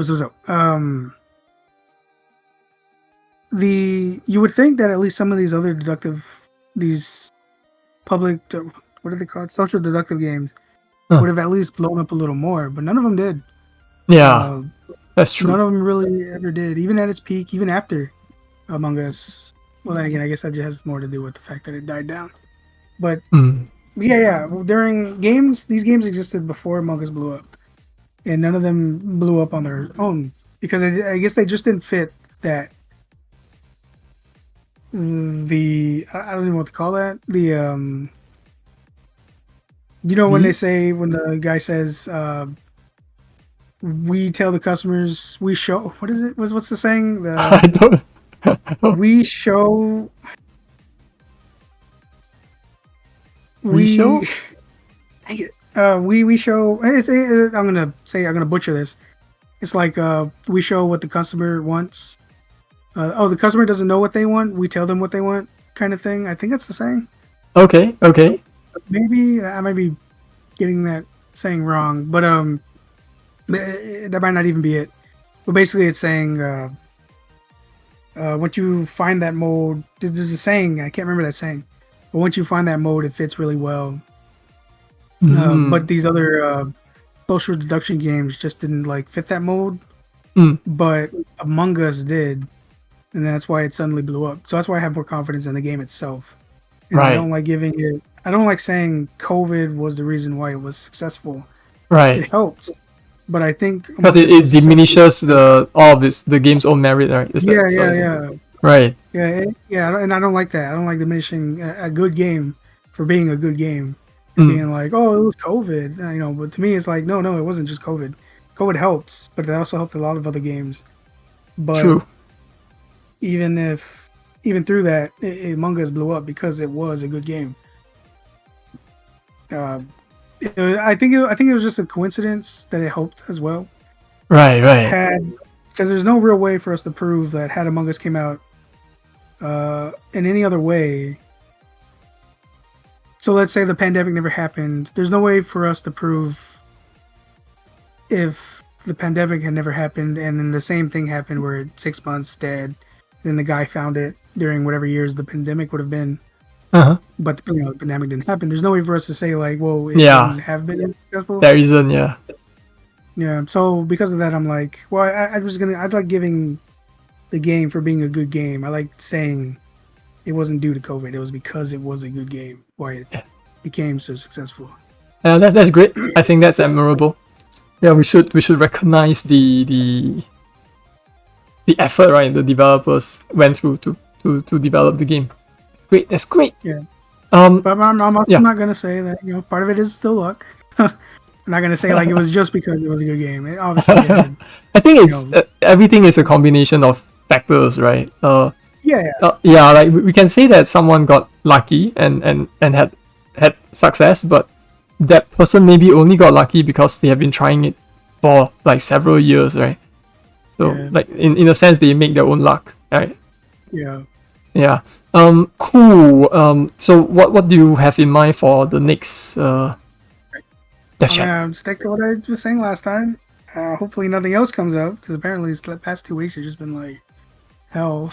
Yeah. Are you gonna get your tooth pulled soon? Yeah. I want to get it pulled. I don't know when that's gonna be though. I also was talking to my boss, and he was like, there's like some bike shop around my house. He'll probably help me like pick it up, give it to the bike shop, and see if they can fix it, Oh, and then I that's can get the great. bike back.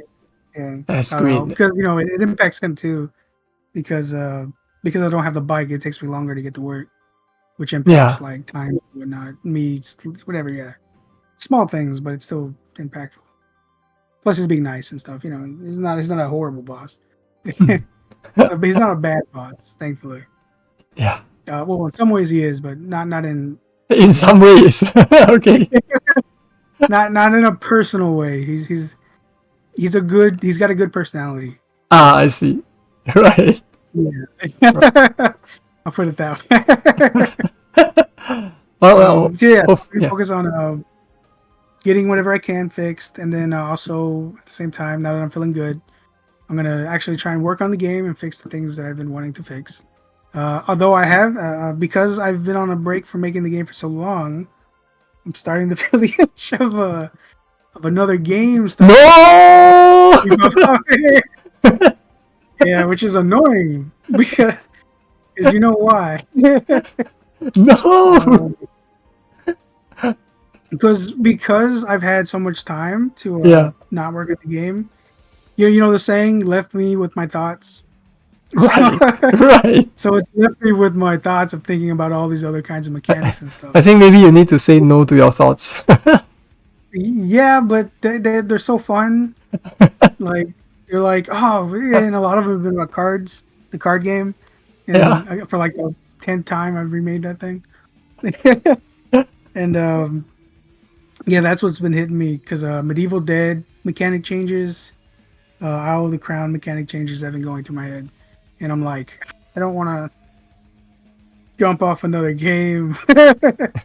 Yeah. but these circumstances are really annoying. You know, it's Right. Wait. Are you trying to say that you will be working on a new game, or I'm not sure I follow. okay, so I want to stick to Lost on Jupiter or Fields of Jupiter, Yes. but I recognize this feeling. Okay. So far, every time I've ended up working on something new. Oh. The hope, but again, the hope has always been every time this has happened. The hope has always been to keep working on the same game I've already been working on. Yes. But you never kept to it. Yeah, I can never commit to that. Right. It's because, yeah, it's just. Well, I guess we'll find out in 2 weeks then. Yeah, I guess we'll find out too. Right. Okay. Well, so just to remind you, next week we will not be doing Dev Chat. Yeah, because of the I forgot the name of that festival, but yeah. I just call it the family. Paying respects to ancestors, basically. Yeah. Yeah, there you go. Yeah. Okay. So I guess we'll end it here. No, that'd be the Dia de los Muertos for Sorry? Mexicans, which is when you honor your ancestors. Sorry. My earbuds just went crazy for a bit. I didn't hear you. Can you repeat? Just because I said the. Yeah. Sorry. Wait, let me remember which one it is. I always get these two confused. Okay, no. Cinco de Mayo is a different one. Yeah, Dia de los Muertos, which is their. Which is the? Day of the Dead. Oh, right. Yeah. What was it called again? What do you have call you it? ever seen Coco? Or the one now? Oh, Coco. Right. Yeah, just now you pronounced it right. I didn't quite catch it. How do you pronounce that? Oh, Dia de los Muertos. Dia de los Muertos. I see. Yeah, Day of the Dead. Right. I think here I think we I think it's maybe a little bit more commonly known as Ancestors Days. I think I can't fully remember. Well, Day of the Dead technically is more about ancestors, just like a different naming convention. I see. It is mostly about remembering. Yeah, basically Coco. What you saw in Coco is basically what it is. Right. There's a bit more to it, but you get the idea from Coco. Right. Yes. Right. Yeah. Awesome. Right. Learning about cultures from Pixar movies. Fantastic. Yeah, it's crazy. Well, they've been doing it a lot lately. I think that's their goal now. They just experimenting with different cultures and whatnot. Oh yeah. There's one. I think that there's a couple of kids in the server talking about the Southeast Asian one, right? The one with the dragon. I forgot what it's called. One with the dragon. Yeah. There's a Disney movie with a dragon. Hang on. Wow, I heard that one wasn't that great. That was I think I know which one you're talking about. That one didn't do so good. Yeah, Raya and the Last Dragon, right? Yeah, I heard it's not very authentic, like culture wise, but yeah, that too. I think it pissed off some people. Yeah, but interestingly, right? I don't know. My parents, like my mom, watch it. Say she loves it. So I don't know. I think it's still entertaining. I think it's just like not fully. Not authentic. If I recall, it's a different like universe kind of thing. Right. It's like inspired by cultures. It's not necessarily the culture. Yeah. I mean, yeah. You're right. I mean, the original Disney's Mulan. There's a lot of inconsistencies, right, with the depiction of the ancient China, but it's not like I don't think the Chinese people are like too bothered by it at all. In fact, I think they like the movie. So, they actually loved Kung Fu Panda. Right. Yeah, it was a hit there. Like crazy. Yeah. Right, and it's not. I don't think like they like it or dislike it simply because of the like the accuracy, right? It's I think it's more than that. Yeah. From what I read in the articles, they were surprised at how well they respected the Chinese culture in Kung Fu Panda. something like Oh, that. Like from what the headline was, anyways, there was one that was like China was humbled whenever they saw Kung Fu Panda because they didn't expect Western audiences or Western studios to be able to do what they did with the culture. oh, that's cool. But there's a bit of a when it comes to reading articles like that, it's a bit of a bloating, thing. I'm sure they were impressed, but I don't know how. Like I don't know if I'd use the word humbled, you know.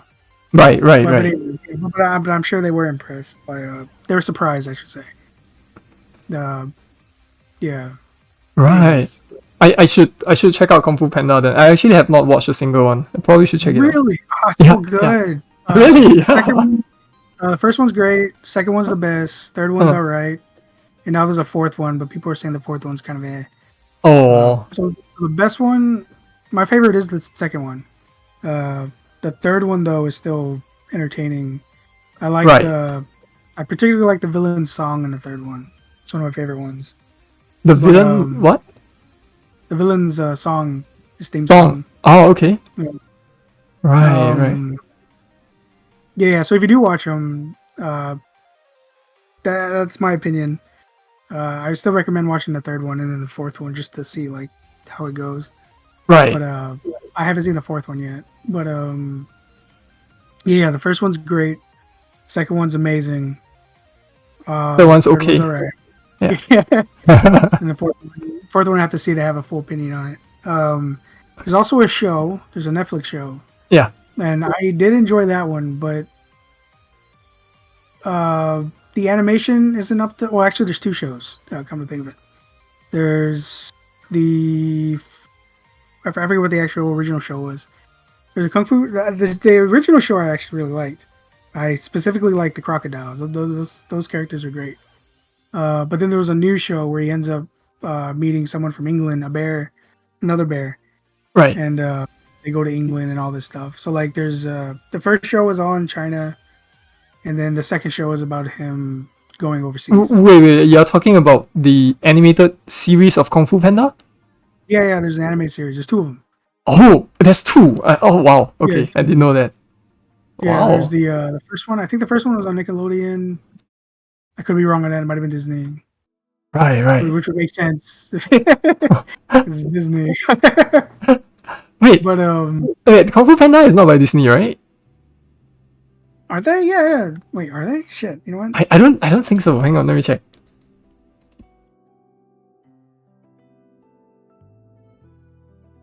Kung Fu Panda. No. DreamWorks is different, right? DreamWorks, yeah, different. Okay. Yeah. DreamWorks, that would be the people behind Shrek, right? Was it? I thought that was. Yeah, Shrek is DreamWorks, I think. DreamWorks Animation, Universal. Yeah, it's by the people behind Shrek, or rather by the studio behind Shrek. That's cool. Oh, that's super cool. I like Shrek. Okay. Yeah. Shit. I mean, they do good stuff. Yeah. Well, just don't watch the new Megamind show. That was trash. Oh yeah, that's so disappointing. That Yeah. was man. I still watched it all, but man, it was bad. You watched it? Oh man. Are you? Yeah, I watched it all. Oh, because I like Megamind. I wanted that. I had hope that maybe it got better. It didn't. Oh. It was the same thing. It got a little better, but it wasn't enough to like. Oh, overcome how bad it was. they ruined the name. Yeah. Well, no. I'm just gonna pretend the show doesn't exist. Okay, that's a It's good just strategy. Yeah. It just does not exist. Yeah, terrible. Are you familiar with Fanboy and Chum Chum? No, what's that? Okay, ignore that. It's a bad show. Okay. That's what I was going to compare it to with Megamind, the Megamind show. Right. But if Point Chum Chum. Right. But if anyone ever asks, just say somebody compared it to Fanboy and Chum Chum, and then if they know what that is, then they'll understand. Oh man. Oh my god. Yeah. Alright. I mean, I still watch Fanboy and Chum Chum too. Same reason. I was hoping it got better. It never did. It was horrible. But that was like Jimmy Neutron years. That was like way back then. I don't know. If I know Jimmy Neutron. Yeah, Jimmy Neutron is pretty Yeah. good. Yeah. Yeah, it was around that time, that same time era. Jimmy Neutron was great. Fanboy and Chum Chum was horrible. Yeah, Well, I'm just. I still enjoyed it, but it was bad. I can see why it was bad. You just put it that way. I'm also the same guy that watched Velma, all of Velma, the show that everyone was watching on. Oh, I heard so many bad things about it. Yeah, it was bad. It was same reason I watched Megamind was because I wanted to see where it was gonna go. Right. I still enjoyed some parts of it. A lot of the physical comedy I enjoyed. Right. But overall, like the story, it was just nah. Right. It feels like it's trying to be what do you call that? It's trying to do something different, but it kind of backfired, right? Yeah, well, see, that's the thing. I don't mind. Here's the really annoying thing. It could have been good. Like, it could have been good, but then a lot of the choices they made, some of the writing, it was just bad. Like, the animation was great. Like, I really enjoyed the animation of it. Like, it wasn't, like, the greatest animation ever, but for, like, a show and stuff, and for what it was doing, yeah, it was great. I loved it. It was very stylized and everything. But the story, it was just like, I'm good. It was bad. But I enjoyed some of the jokes. Some of the jokes didn't land very well, but, again, I'm somebody who watched Velma all the way through. I don't know if they're going to come out with a new season of it, but I'll watch that too. Just to see if it got better, right? Just to see if it got better. See if it got better. Yeah. Maybe they took all hoping. the criticisms to heart or something, and maybe because like the whole rumor of Scooby was never in it. Yeah. I don't even think he was ever mentioned. His name was said, but it wasn't referring to the dog. What was it referring to? Shaggy's new girlfriend, I believe. What? Yeah, which makes me believe that they were planning on like her dying or something, and then Shaggy getting. It's going to name the dogs after their girlfriend. What? That's my assumption of what's gonna happen. Right. Oh my god. But yeah. Actually, I can't remember if they changed it or not. They might have changed her name because of that or something. Anyways, at the end of the whole show, they finally introduced him to like pot, like marijuana. Right. And then he was like, "I've never tried that before." And then that's around where it ends, like in that same episode, I think. Right. And the implication is that he will become the Shaggy everyone knows. Yeah. Right. Because he's a straight arrow in the show. Like he's like the complete opposite of Shaggy. He's always, well, I guess he's still worrying a lot, but he's more serious and everything. He's not always hungry. He's not doing Shaggy things, but you can sort of see how he's building up to become a Shaggy. Right. That actually I was interested in. I wanted to see how they got the characters to become the way they were in the like in the original shows. And when I started seeing Shaggy becoming old Shaggy, I was like, maybe they'll do something interesting. I don't have a lot of hopes on that, but whatever. Right. Whatever happens. I'm still gonna watch it. Yeah. Yeah. Awesome. Same well, yeah, I will keep an eye out on Kung Fu Panda if it makes its way to Prime. Yeah, I'll watch it there. Is it not? I would think it would be there. You could have watched it on that cartoon, that website I always link. The what? Watch Cartoon Online, whatever. Oh, that one. Is the website safe? Yeah. Well, I mean, I've been watching all kinds of stuff. That's where I watch all my anime. Right. So for me, it's safe. But I don't click any of the ads or anything. I don't click anything else except for. And you always have to wait for the pages to load just in case. All right. So I'm looking at my selection of shows. Right. The selection is different in Singapore, right, compared to the States. But probably. Yeah. I do have Kung Fu Panda: The Paws of Destiny. That's the show you're talking about, right? Yeah, I think that's a new show. The Paws of Destiny? Yeah, 2018 it says. Yeah, I want to say that's the show. Is that the one where is there like a bear character? Yeah, yeah, There's a lot of smaller pandas. yeah. I'm looking at the thing right now. Wait, no. What the hell is that? Balls of Destiny. You have not Oh, seen that's that? something else. It's Yeah, that's Amazon something else. original. Oh, Oh you've no, not that's seen it? okay. There's three short Three. shows. Oh damn. There's three of them. That's right. I forgot about this one. I believe. Oh, Maybe. I see Kung Fu Panda 3 as well, but my issue is, do I need to watch the first one to appreciate the rest, you know? You don't. Wait, let me think about that. I mean, You the first necessarily one is about him don't. becoming Although the I Dragon highly Warrior, right? recommend. Yeah, yeah, I highly recommend watching the first one before the second one Right. because you will understand a lot of the relationships that they have going on Yeah. between Poe and the Fearsome Five. Yeah. I'll wait for the first two to come to Prime then. I only have like three. There's only Kung Fu Panda 3 here, which was like the weaker one out of the trilogy, right? Yeah. Uh, yeah, I don't think I've ever seen Paws of Destiny.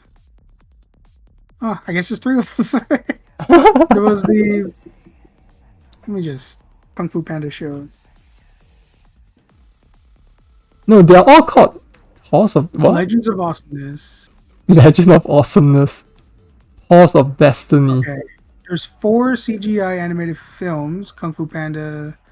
Okay, there's a fourth one that's coming out, as well as 3 television series. Kung Fu Panda, Legends of Awesomeness.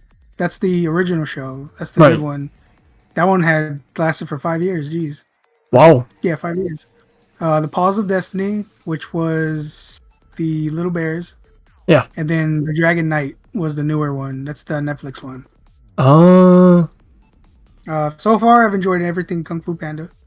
Like they haven't been like horrible, although the animation nice. has been not as good because it's a show. Right. You know, Is the show even voiced by the original cast? they sound like them. Actually, shoot, is it the same? I think it is. It is? I want to say it is. I think Jack Black actually came back to do. I don't know if all the characters are, but I believe Jack Black actually. No, wait, no, he didn't. Maybe not. But it sounds like him. Yeah, it sounds close enough for you to be like, yeah, that's whatever. Nice. Oh no, Mick Wingert. I don't know who that is. Yeah, He, me he neither. voiced Poe, Legend of Mm. Awesomeness, in the original show, so it's not Jack Black. Hmm. Carrie Walker. Yeah, I don't know if these are the. I don't actually remember any of the other. Oh wait, no, Lucy Liu voices Viper, Oh, so she came which I back? think she does in the movie. Right. Lucy Liu. She voices the snake. I think Jackie Chan voiced the monkey, right? Yeah, he voiced the monkey originally. I can't imagine him returning to voice No, in the it's someone show. else. It's Right. Sai, Mr. Ping, Sifu. Is Sifu the same? I don't know. Whatever. It sounds close enough. Whenever I was watching it, I was like, yeah, whatever. That's close enough. Yeah. Close Either enough way, to not break your immersion, yeah. yeah. Uh, Wait, let me see. Oh, Jack Black comes back for the Netflix version. Oh. He voices the Netflix show. Which one is it? That's the most recent one. That's the one where he travels overseas. That's the Dragon Knight. Ah, right. I kind of forgot we're just streaming here, but Right. apparently this brings in 5 viewers talking about Kung Fu Panda. Oh. Oops. We're not talking about game dev anymore. I'm sorry, folks. Just cut all this out whenever you trim it for game dev, the YouTube. Trim it? It's alright, I'll just upload everything. Screw it. Yeah. Yeah, I've definitely been enjoying the Dragon Knight. It's a lot more characters and stuff. And they're experimenting a lot more with different things. Right. And you mentioned they went to England or something? Yeah, well, first it's in China, and then he meets a knight from England. Right. I don't want to spoil it, but yeah, he basically meets a knight, which I mean, it's a Dragon Knight. So, I mean, it's in there. Then he ends up going to England, and then stuff happens and whatnot. Yeah. Right. Right. But I don't think he goes to England until season 2. I want to say. Right. Yeah, I think. Multiple seasons of Dragon Knight. Interesting. I think it's renewed for more. I don't think I've seen the newer season. Right. I never knew there were so many shows of Kung Fu Panda. That's I didn't know there was interesting. a third one. I only knew about 2.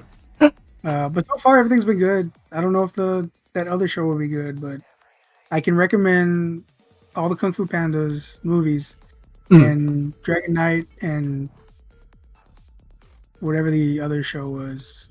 I already forgot what it was. Yeah, I'll keep an eye out. All right. Yeah, that's cool. So I guess we can wrap it up.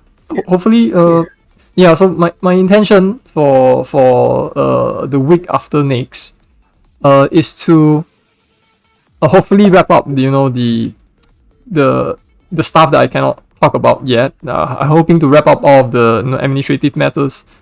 Like getting business insurance and whatnot. It's my first time having to do stuff like that. It's actually quite stressful. But outside of that, I want to implement a new enemy for Project Mandibles. Yeah, that's about it. Yeah. All right, and I want to finally get back on. Try and ignore the itch of working. Please. Yeah. Trying to get the inventory system working with choosing the same thing as last week. Yeah. Trying to get the inventory system with the upgrades and the equipment working. Got it. Yeah, looking forward to it. Yeah.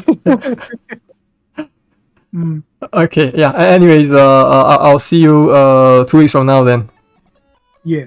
Yeah. Thanks for the chat. Thanks for the for recommending Kung Fu Panda. I'll keep an eye out for the movie coming to Prime. All right.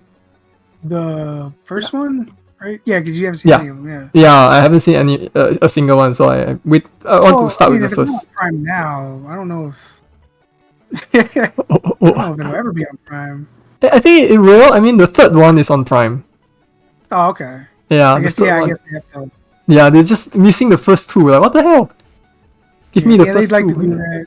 Yeah, just type Kung Fu Panda 1 in the search bar constantly, and they'll probably add it eventually. Yeah. And maybe they look at that metric and they're like, "Wow, someone's really wants to watch Kung Fu Panda." Yeah, they are going to license Kung Fu Panda, right, to Prime, right? Because of me, I'm just going to do it all the time. Yeah, just make a bot, use AI. I don't know.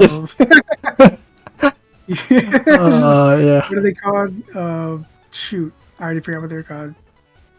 What? The agents. There you go.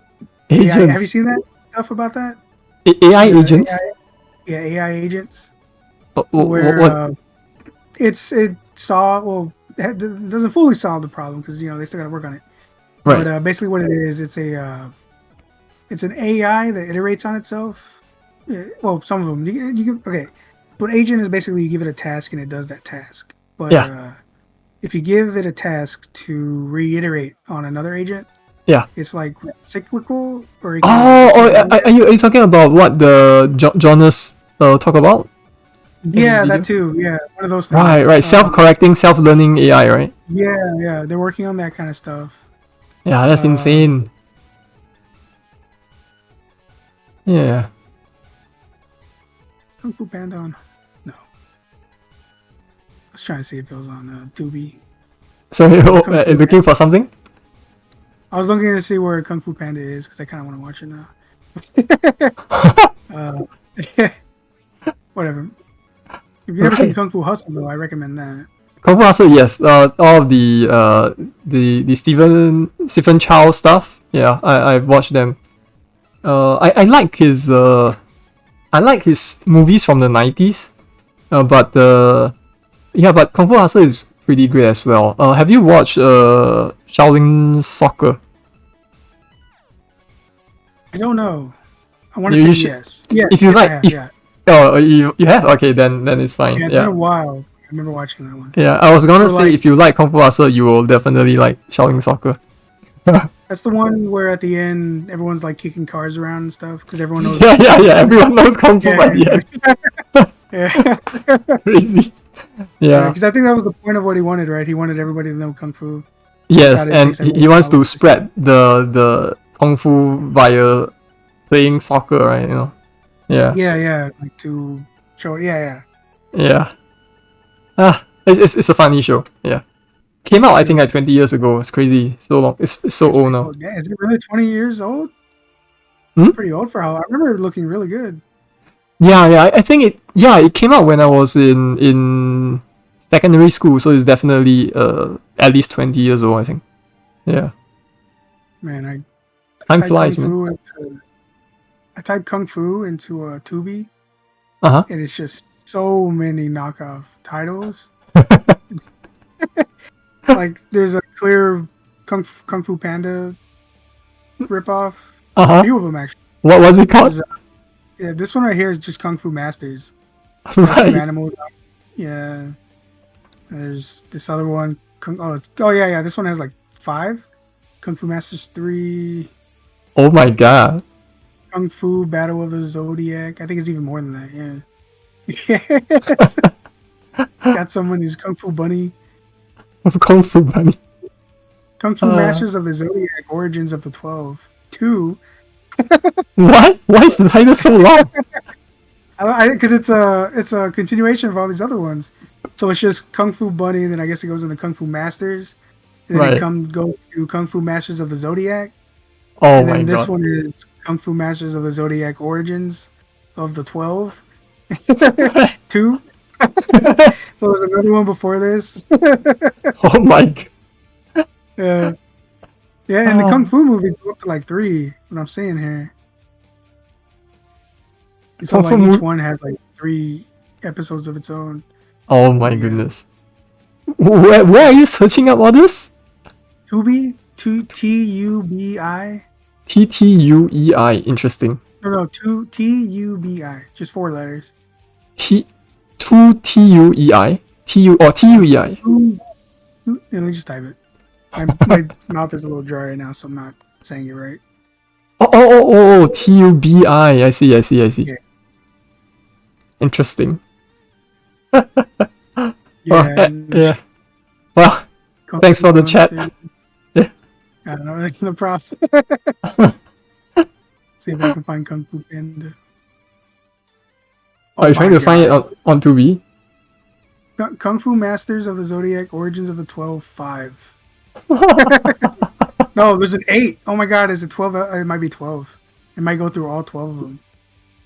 Right. Oh my, no, there's the 9 right here. It says the final battle. so maybe it only goes to 9. I don't know. Yeah. In any case, it's not a website I can watch the show at. It says Tubi is the largest free movie and TV streaming service in the US. Unfortunately, we are not currently available in your area. No. It's a shame. Use a VPN. Download Opera GX. It's got that built-in VPN. Oh. Not you Yeah. know that? That's like one of their big pushing tail things. What? Like every time I see an ad for Opera GX, they always do that. It's got a built-in VPN. Now they don't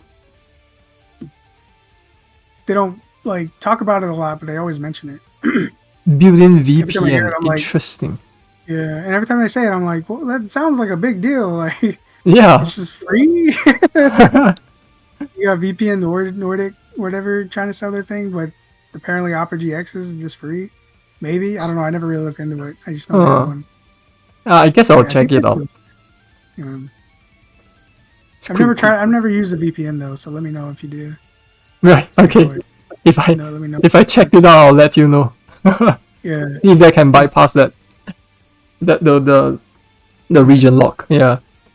Ah. Maybe you'll unlock all kinds of new shows, new kinds of things. We'll see. Or maybe I'll get into trouble. Yeah, maybe I don't know how. Yeah, I don't know where your laws are. Whatever. Like your laws on VPNs is. I have Because no idea. I think they Yeah. outlawed VPNs in some places. Sorry? I think they outlawed VPNs in some places. I think you're not supposed to use it in China. I think. Oh, was it China? Yeah, I think so. I mean, that we don't have we don't have such laws in Singapore, so it's fine. But I'm more saying that if the website is region locked and I try to access it, like uh uh it's possible that the website would have, like, recognized the VPN and blacklisted it. It's possible, right? I think Yeah, maybe. probably. Yeah, I'm not sure. Not entirely sure how it works, but yeah. Anyways, I'll talk to you 2 weeks from now. Yeah. Yeah, Let's, man. let's see what happens. Yeah, let's see what happens. Hopefully, you're working on Fuse Jupiter. Maybe I'll make a mock-up of the other. That's how it always starts. I'm gonna be honest. Yeah. That's how it always starts. I think to myself, I'll make a small mock-up.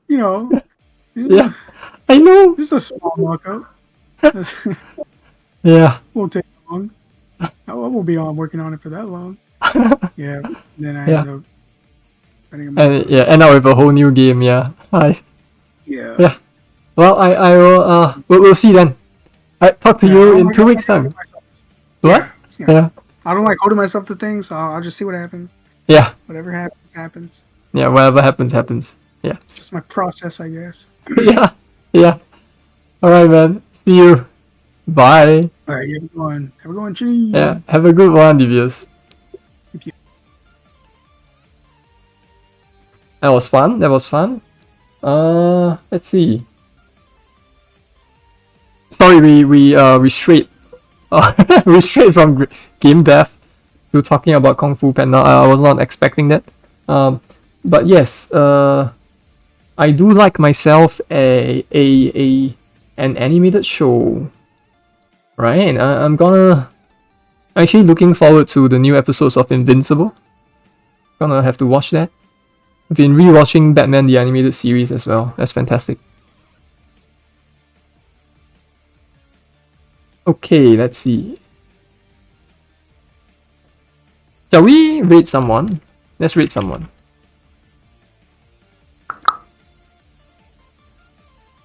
Yes, I've watched Batman Beyond. Interesting fact. I do not know why, right? But when I was watching Batman Beyond when I was a kid in Singapore, right? It for some reason it wasn't called Batman Beyond. I think in certain countries, right, the show was renamed to Batman of the Future, and that's the version we got here in Singapore. I couldn't understand why they would want to rename the title from something cool sounding like Batman Beyond, right, to something super boring like, oh, Batman of the Future. I never understood why they want to rename it. Yeah, but yeah, I watched it. I love it. I think it's surprisingly dark. Alright, it's a surprisingly dark show. Yeah. You think the comic was Batman of the Future? But the thing is, the show came first, right? The show came before the comic. Hang on, Why is Batman Beyond renamed Batman of the Future? I think in the UK. I think it was renamed in the UK. Let me see.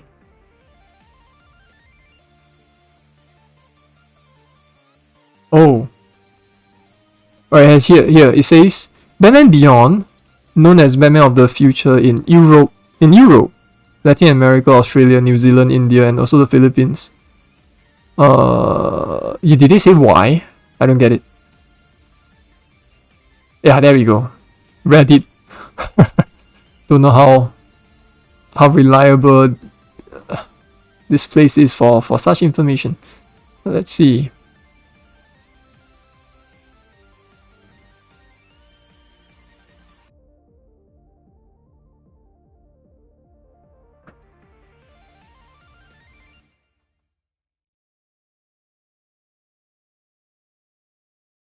Yeah, don't know the reason.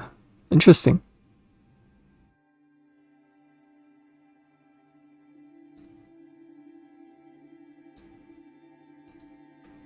Batman of the Future.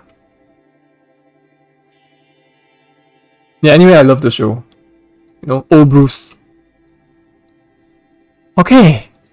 So why don't we do some reading? What the? Practical NPC is doing a 24-hour stream. What the heck? Like, anyways, in case you are not aware, Practical NPC is a fellow developer and he's currently running a Kickstarter campaign. So why don't we just read Practical NPC? Right, and thanks again for hanging around, everyone. Thanks Devious for the chat. I appreciate it. I think it's like super fun, right? Talking about all the animated movies. Yeah. Kung Fu Panda, Mulan. Cool stuff. I would actually love for Disney to go back to making 2D shows, you know? Yeah. I really like the 2D stuff. Whatever happened to them? They're not making them anymore. Oh, anyways, yeah, thanks again. I'll talk to you soon, and everyone, I'll see you very soon. Bye.